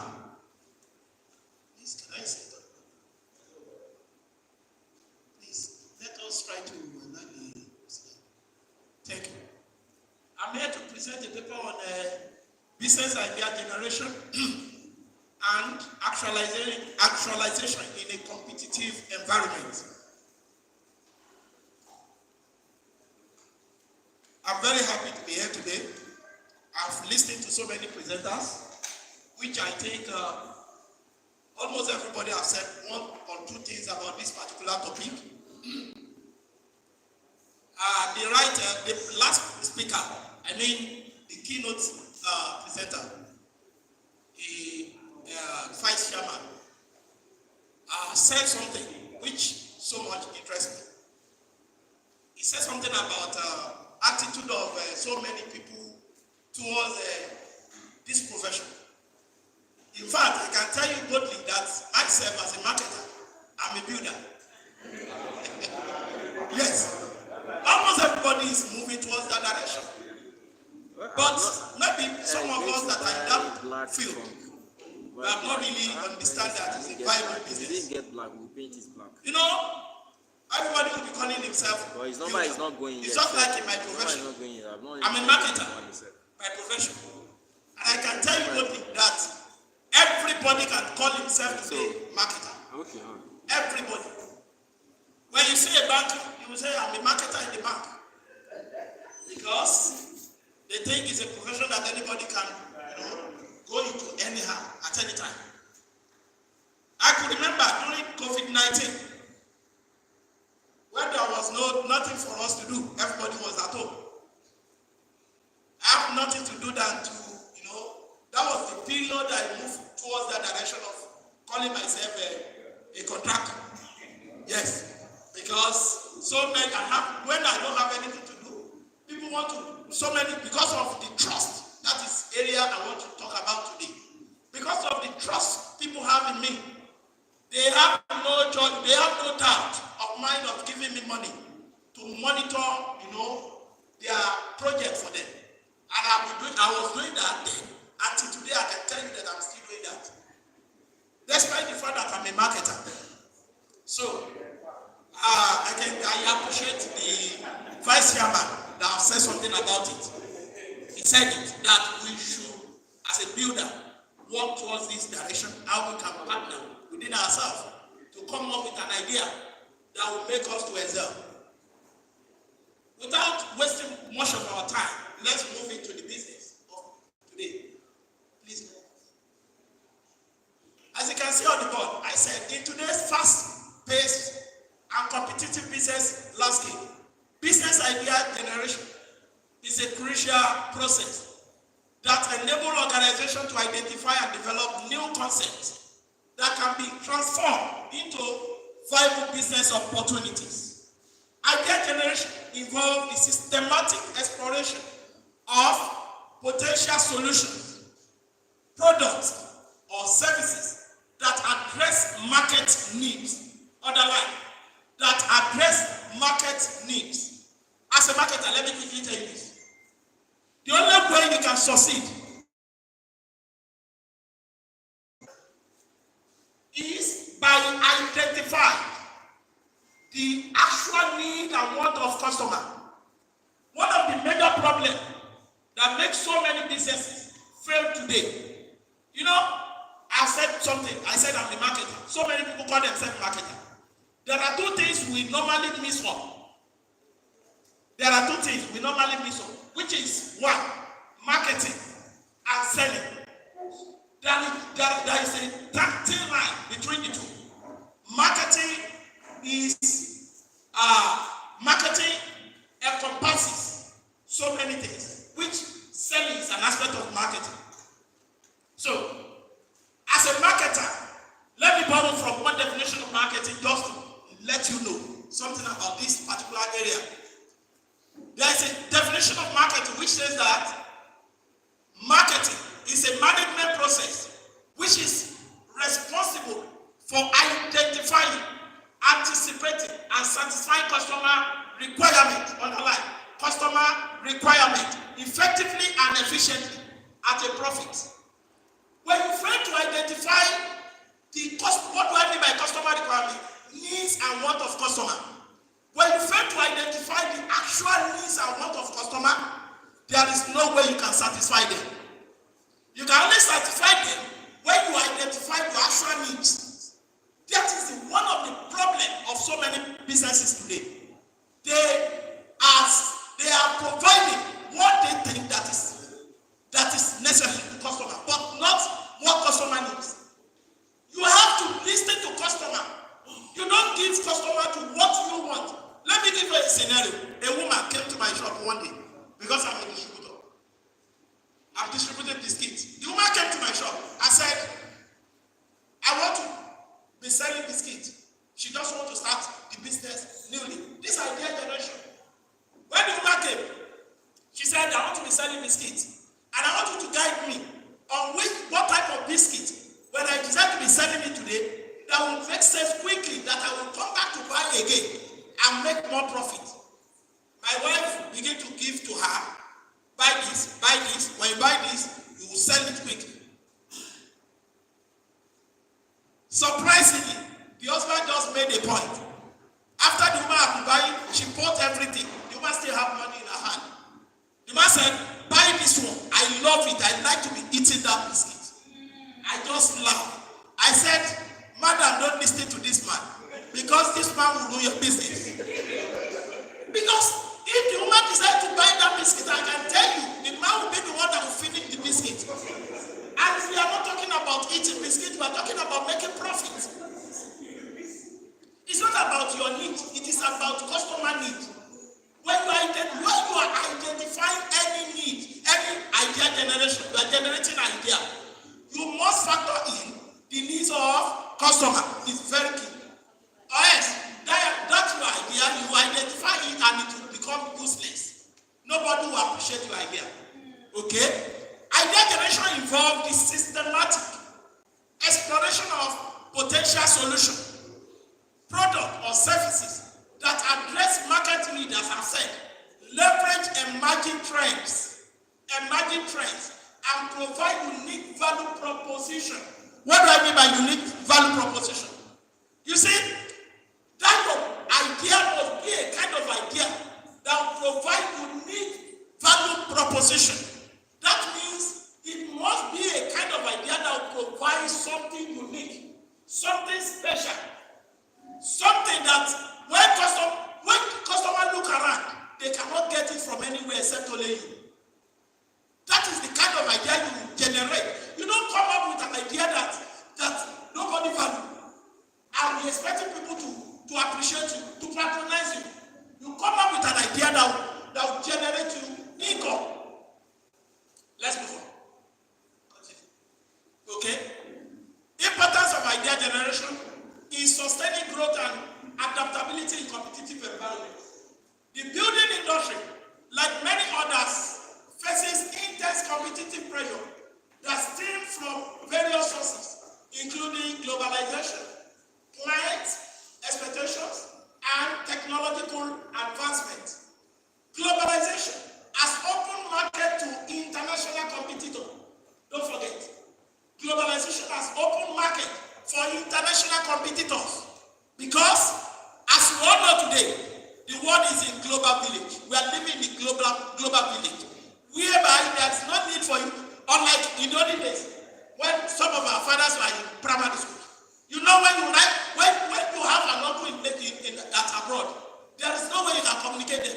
If a grandma is seriously sick at village and you write letter, if care is not taken, that grandma will die before that letter get there, before, you know. But today, they can call your grandma even when they can call the uncle at abroad, and the uncle will see the grandma, but the next life, the uncle will be in Nigeria. Because we are living in the global village. The world is leaking, you know, we are living as if we are together today. Internet has made that possible for us. And globalization has made it so difficult for business to survive and also to, make it so difficult for them to succeed. Because if you don't factor in this, it can become a problem to your business. Globalization has open market to international competitor, and we all know what we call competitor. When you are doing business, you must understand that competitors, they are very, very important. I'm still going to talk about it. Competitors, they are very important. There are 3 C's I want us to take note of. The first one is the company you are working in, the industry. You must understand the industry where you are working. What is the trend? What are the practices there? Failure to understand this, you won't succeed. Number 2 is customers. You must understand your customer, they are key. Number 3 are competitor. Number 3 is competitor. If you fail to understand competitor, when your competitors are sleeping, you must monitor them. Yes, because they can deal with you. Failure to understand that competitors are very important, you are joking. So competitors, they are very, very important. So requiring local firms to elevate their service quality, efficiency, and cost effectiveness to remain relevant. In response to this pressure, effective idea generation and actualization not only enhance a firm's ability to address clients' needs, but also contribute to long-term growth and adaptability. When you identify idea generation that is very effective, when you identify idea generation that is very okay, I'm telling you that you will definitely succeed. Okay? When firms successfully develop and implement innovative business ideas, they foster an environment of continuous improvement and creative problem solving. Any idea you identify that cannot solve a problem is not a good idea. Your idea must be a problem solving oriented. When you are coming up with any idea, it must be an idea that will solve problem. There must be an identified problem before you come up. That is the reason we marketers, we call ourselves a problem solver. Problem solver. Nobody buy anything in this world today without identifying the problem. When you buy clothes, you cannot just, if you have enough clothes at home, there's no time you have enough clothes and go to market and buy again. When you have enough food at home, you can never go to market and go and buy again. You buy what you lack, and whatever you lack is a problem identified. So when you are coming up with an idea, you must come up with an idea that will solve problem. If your idea cannot solve problem, nobody will appreciate your idea. Okay? So they foster an environment of continuous improvement and creative problem solving, which are essential for sustaining a competitive advantage. Remember, I've said it, competition, don't forget competitor. And if you want to have an edge, over your competitor, you must come up with a viable idea. You must come up with an idea that will make you to have that competitive advantage. Business idea generation is the systematic process of developing new, practical, and innovative solutions to meet specific market needs or address emerging trends. It involves exploring diverse concepts, refining them, and selecting those with the potential for successful implementation, according to Trump, 2009. Now, key element of generating viable business idea. Number 1, creativity. You must be creative. If you want to come up with an idea, a good idea, you must be creative. Creativity. Number 2, strategic thinking. You must be what? Strategically okay. You must have strategic thinking. Number 3, market relevance. Remember, who are the market? The customer. If I ask you now, you know what you say? Market is not the location. When we are talking about market relevance, we are talking about those who consume your idea. These are the market. It's not the location. The location is just a marketplace. Okay? So, market relevance. These elements enable organizations to produce ideas to align with their capabilities while addressing customer demand and market gaps. Effective idea generation is therefore essential as it allows business to respond in competitive environment and create long-term value. In source of business ideas, there are two major sources. Number one, internal sources. Number two, external sources. The internal sources are one, brainstorming. In your field, you can brainstorm with people. You can come together, brainstorm and discuss, have discussion with professionals. People that have ideas, talk to them. You can see that idea can come up from there. For instance, look at this conference of this picture. Can bring an idea. From the lecture given by my brother here, I've heard a lot of, he has said something that can bring an idea. Brainstorm, talk to people. Let people that have good idea talk to you. I'm telling you, people of experience, they can tell you, they can talk, when they talk to you, they can come up with a good idea. Then another one is team input.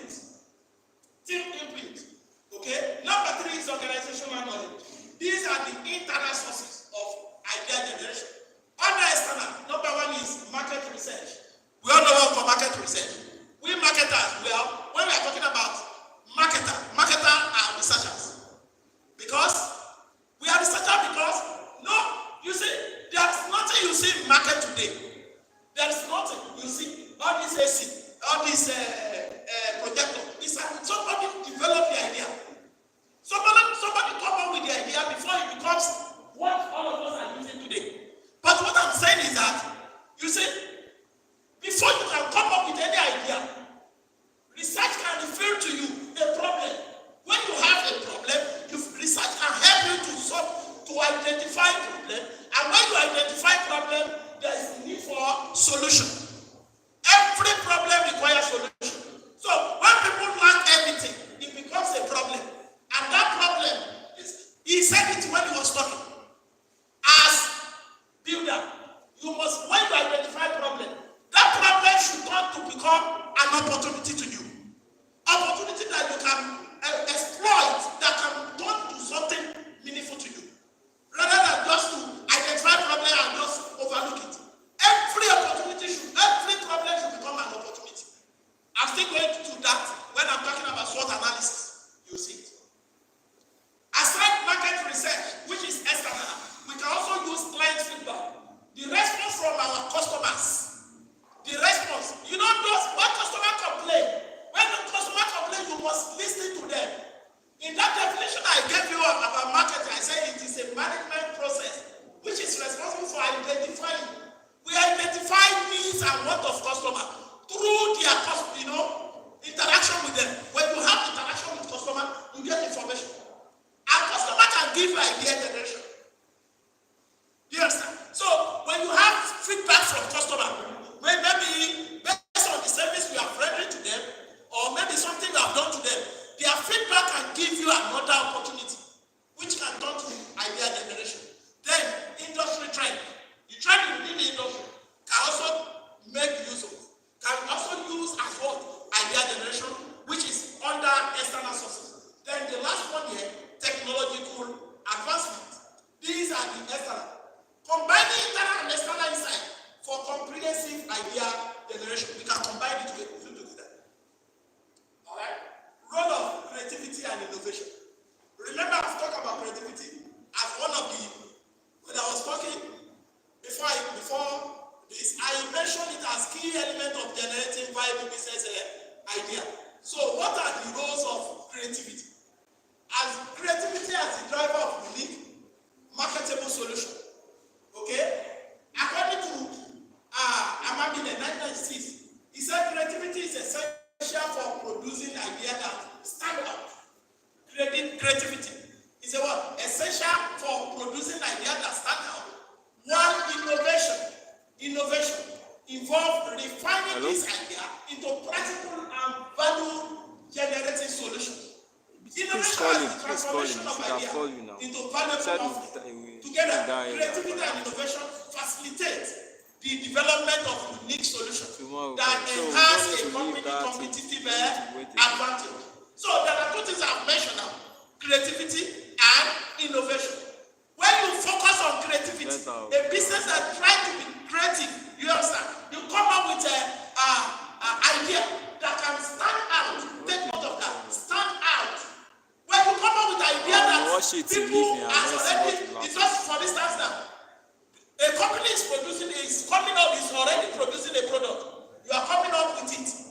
Nobody sees your product as a new product in the market. It's not an So innovation. please, you can call him. It's not an innovation. You are trying to adapt what they are doing. But you can, when you come up with an innovation, with a new idea, with something that has never been marketed, then that is when we are talking about creativity. And that is when we are talking about innovation. Okay? So, innovation as the transformation of idea, I said, into value offering. You turn your innovation into value offering. Okay? So all these together can serve as what? Competitive advantage. Don't forget today's topic. We are looking at what can give you that competitive advantage. There's nothing you do that new. But how can you do it and you have that? When I say competitive advantage, we're talking about something you can do that puts you at the edge of other competitors, that make you unique among them. That's what we're talking about. Okay? Tools and techniques for idea generation. I've said it before, but one of the two is what? Brainstorming session for collaboration ideas. My Shaman, Vice Shaman here mentioned, you collaborate, you come together. As you are in the conference here now, there are some faces, maybe you are just meeting for the first time. When you have discussion with people here at this kind of gathering, you can get idea. You come up, brainstorming. Then another thing is SWOT analysis to assess strength, weaknesses, opportunity, and threat. That's another one. Personal analysis. These are the tools and techniques for idea generation. Personal analysis. What do I mean by personal analysis? Well, number one, this is just an application anyway. Political. In a country, we need to understand something. Don't forget, from the topic we said environmental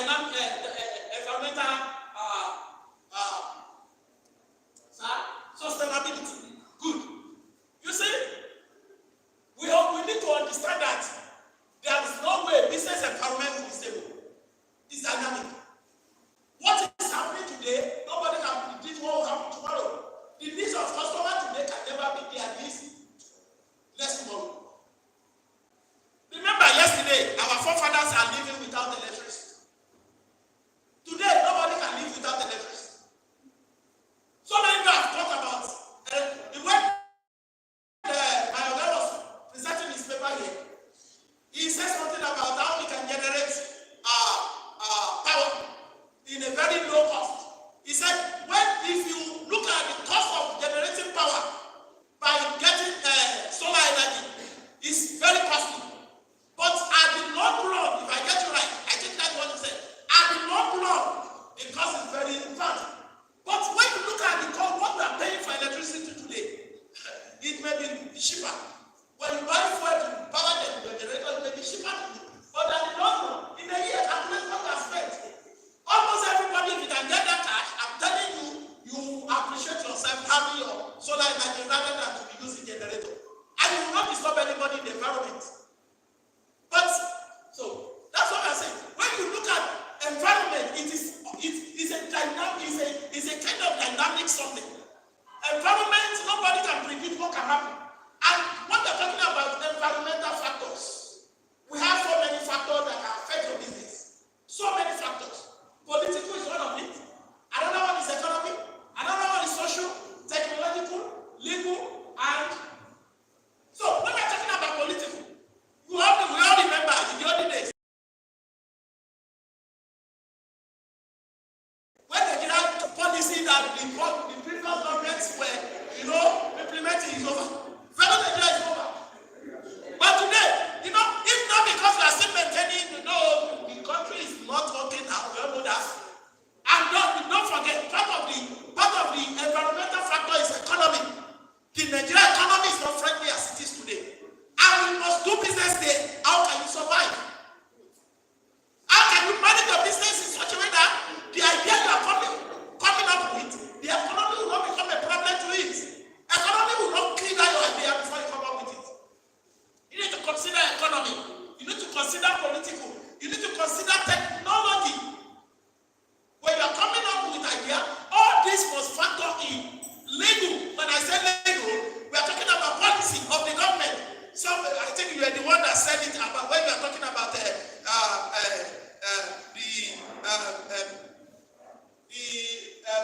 those control all these what should I call it? Sir? Standard Organization of Nigeria, all those coordinating God bless you, sir. So all these regulatory bodies, when they make policy that is not okay by your business or your idea, now your idea may not see the light of the day. You must factor in all these.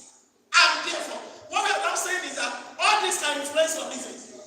So, idea, evaluation framework, to select viable concept, you must look at all the to select viable concept. Okay? Evaluating and selecting viable idea. Criteria for assessment. Number one, feasibility. This involves determining whether a business idea is practical to implement with the available resources, technology, and expertise. Number two is profitability. Because when you are selecting your idea, these are the things that must be considered. You don't just select the idea. Is your idea feasible? Is it a feasible idea? Is your idea profitable? Because you are not doing business for Father Christmas. You are doing business to make profit. If your idea is not profitable, then you are wasting your time. So, at the same time, because under profitable firm need to ensure that the idea can generate sufficient return on investment. Then, scalability. This assess an idea potential for expansion without a proportional increase. Okay, for instance, eventually you want to expand your business tomorrow. We hope that business, when you expand it, the cost of expansion will not become a problem to your business. You need to consider all things. Alignment with goals. The alignment helps maintaining a cohesive strategy and strengthening the company's competitive position. Risk assessment and market potential. Market demand. That is number one. You want to assess risk. What are the risks that this potential business can bring in? You know, it's not yet a business. You are coming up with an idea. You need to look at the risk that can become a problem to your business. The idea you are coming up with. Number one is market demand. You need to analyze customer needs and demand. The customer needs and demand pattern need to be, analyzed. Number two is, I have said it before, when I said 3 C's, don't forget, customer demand, that is market demand. Okay? Number two, competitive analysis. You need to analyze your competitor. How do you do that? Understand market landscape and identify gaps. There are 4 types of competitive reaction pattern, which I want us to take note of. Number one, laid back. There are some competitors that whatever you do, when you strike, sometimes they will not respond. There are some competitors like that.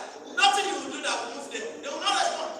Number two, selective. There are some competitors that they select the competitor they react to. That is, respond only to certain types of attack. When you attack some competitor, they will not attack you back. They will not. There are some that will attack back.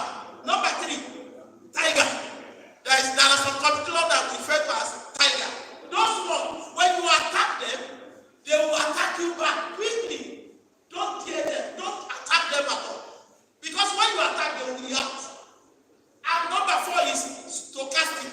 Those ones, they are unpredictable. There are some competitors like that. They are unpredictable. You don't know. When you attack them, sometimes they react. Sometimes they will just be looking at you and say, let me give you an instance.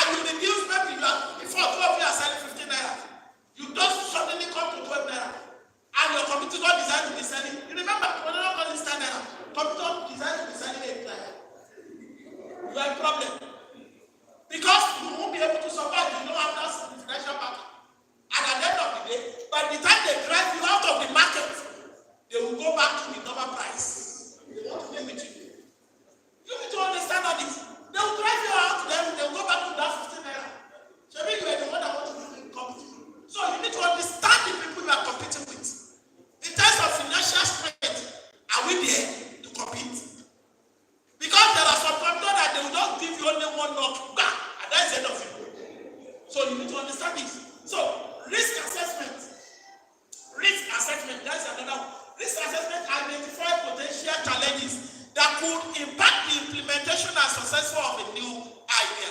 Common risks include one, financial. One of the risks is financial. Another one is operation. The operation. Another one is a market risk. Okay? The complete paper is with the organizer. You can have it. This is just a summary. I have a comprehensive discussion on that paper. If you have interest, they will send it. So, use of prototyping and pilot testing. Benefit of prototyping. Identifying design flaw early. When I say prototyping, I'm talking about, before you come up with an idea, you don't just develop idea to become a real product immediately. You must come up with a prototype, a concept. There's no new product development in marketing. There are processes. The first step there is idea generation, which is the topic we are treating now. The first step there is idea generation. In generating ideas, you come up with so many ideas. There's possibility that you can come up with thousands of ideas. Are you going to develop or no? What you just need to do, the next step is idea screening. You need to screen it. Which one is the best among all these ideas generated? Then you go for the best. When you go for the best, the last stage is what we call commercialization. Before you commercialize it and make it to be, you launch your product to the market. You have to come up with what we call prototype. Prototype is just like a sample, how it's going to look like. And in that process, there's what called test marketing. Test marketing. You can send that idea to the market, to your customer, to see their reaction, their feeling, before you launch it. Because if you commercialize it and at the end of the day, they reject that idea, my brother. If you are spent with a amount of money, who knows? There will be problem. So you don't just develop idea. You have to follow up this process so that at the end of the day, your idea will be acceptable in the market. Then, in doing this, it will help you to identify flaws quickly, early. Then, there's what called pilot testing. Pilot testing, to gather customer feedback, you have to carry out what called pilot testing. That is what I mean by test marketing the other time. To gather feedback and refine offering, you have to refine it. Okay? The importance of small-scale testing to validate idea before full implementation. I think I've explained it. Okay? Now, strategy for business idea actualization. From concept to execution, market analysis, planning and project management, resource allocation, budgeting, personnel and technological needs. You can read all these by yourself, they are there. Okay? Strategic partnership and networking. My brother mentioned strategic partnership and networking. Remember, we're talking about strategy for business idea actualization. How can we actualize idea? So,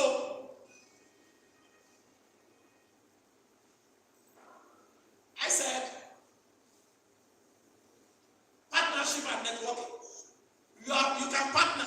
You can go in partnership with people. You can network. When I say networking, you can, so because of time, they have given me time already, and I want to finish this paper. Okay?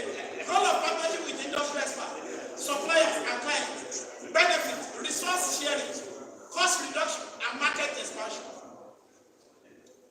Another one is navigating competitive environment. Understand market dynamics, competitor analysis, customer behavior. I've explained all this in the introduction part of my paper. You can read them. Let me just move straight to the case study.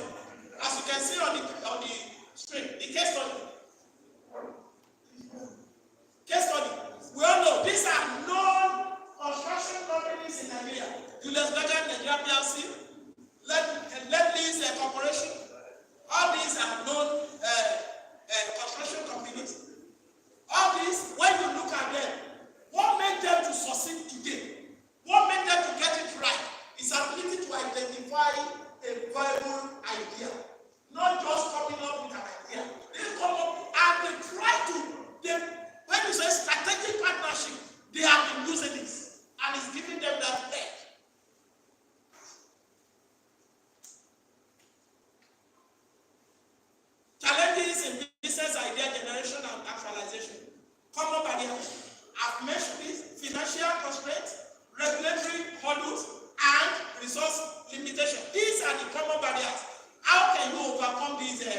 obstacles. Number one, innovation grants, cost effectiveness technology, and strategic partnership, risk management strategy.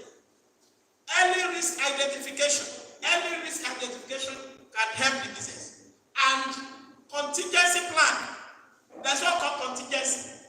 When you have contingency plan, it will also help you. And continuous monitoring. When you are doing all this, you can manage risk.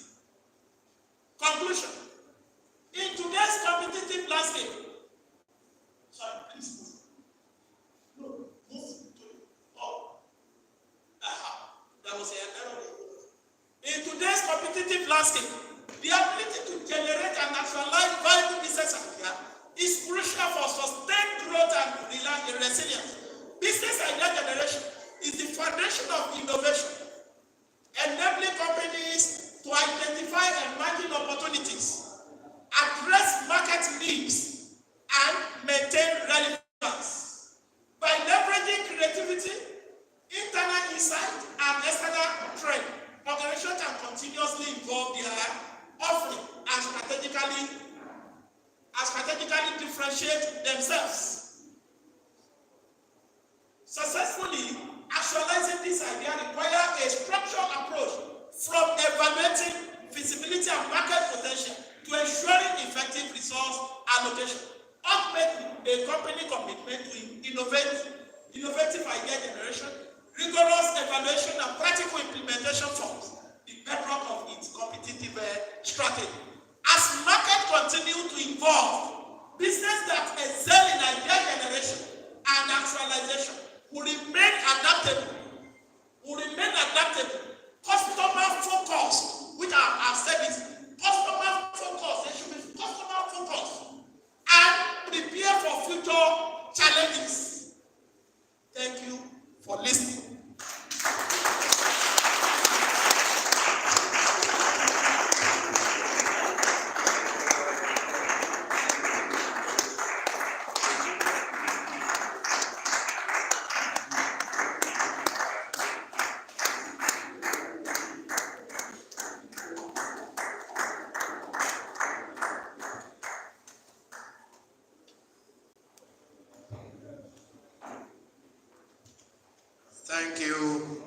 Thank you, and thank you very much, our lead paper presenter 2, for that very, very elaborate presentation.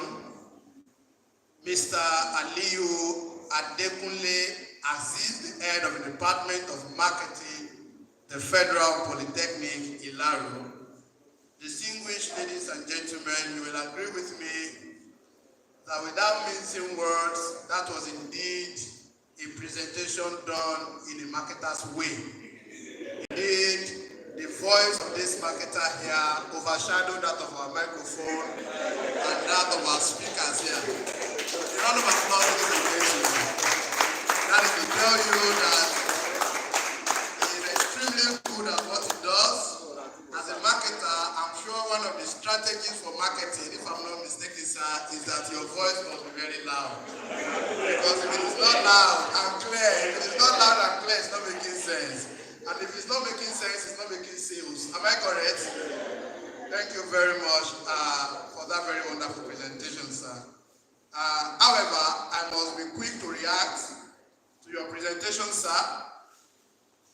If you are a professional doctor, a professional banker, a professional marketer, but yet to get a license of practice by the Council of Registered Builders of Nigeria, you are a very important person, but yet you are a quack. So let it be known, sir, that you are not a builder, but friend of builders. And indeed, we are happy to have you with us. And we are looking forward to seeing you obtain a bachelor's or a higher national degree in building. Come to meet the chairman of NLB Ogun State and become a registered member. And indeed, Kobo will do the needful and you can now be qualified as a builder. If you're a builder here, a qualified, a certified builder, please put your hands together for yourself. It's not easy. Thank you very much. Even though the marketers are very much needed in the value chain of our productions here as builders, we know that we need them very much to excel, even as real estate investors and all of that. So thank you very much. Ladies and gentlemen, I'm sure some of you may be shocked at the arrangement that is going on now. We are going to be having a very quick panel session. And during this panel session, we would love to entertain questions from each and every one of you. And if you refuse to ask those questions, I have a handful of questions myself that we are going to be asking our panelists, and they will be doing justice to those questions. And please pay attention to each of these strategic questions. They are questions that will leave you better informed as a professional, better informed as business owners, as marketers, and as well as professional builders. So therefore, ladies and gentlemen, I want to sincerely, on behalf of the organizing committee of this program, appreciate each and every one of our speakers, starting right from the lead paper presenter one, that is a person of no other than Builder Chuks Omefe, past president of the Nigerian Institute of Building, and also to the keynote address speaker, Builder Adetunji Adeniran, FNIOB, MNI, who of course also was represented there by the Vice Chairman NIOB Ogun State Chapter, Builder Ogunshola. And last but not the least, our own Mr. Aliyu Adekunle Aziz, the passionate marketer and friend of builders. Once again, ladies and gentlemen, a round of applause to all of our speakers. Right about now, I would like, just before I constitute officially the panel session, sirs, I have the directive from the organizers now to quickly call up on stage in 3 minutes for their presentation of products and services, one of our key sponsors who has distinguished themselves as our strategic partner in this chapter of the Institute. This is none other than Victor Vikagu Enterprises. A round of applause, ladies and gentlemen. And the comfort and I call on Mrs. Priscilla Akukwe, the retail manager of Amosil, to quickly come and make our product presentation for us in 5 minutes. Once again, gentlemen and ladies, put your hands together. Thank you very much.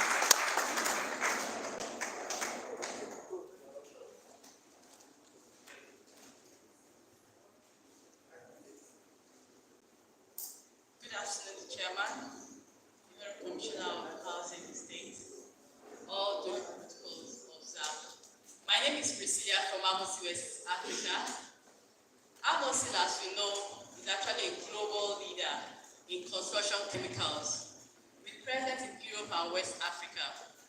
And all our products are tailored to suit each region. Amosil also has varieties of range of products, starting from waterproofing admixtures, which comes in powder and liquid. We also have our concrete admixtures. We have our waterproofing coating membrane. We have our concrete repair and bonding agents. We also have our release agents and also tiny solution.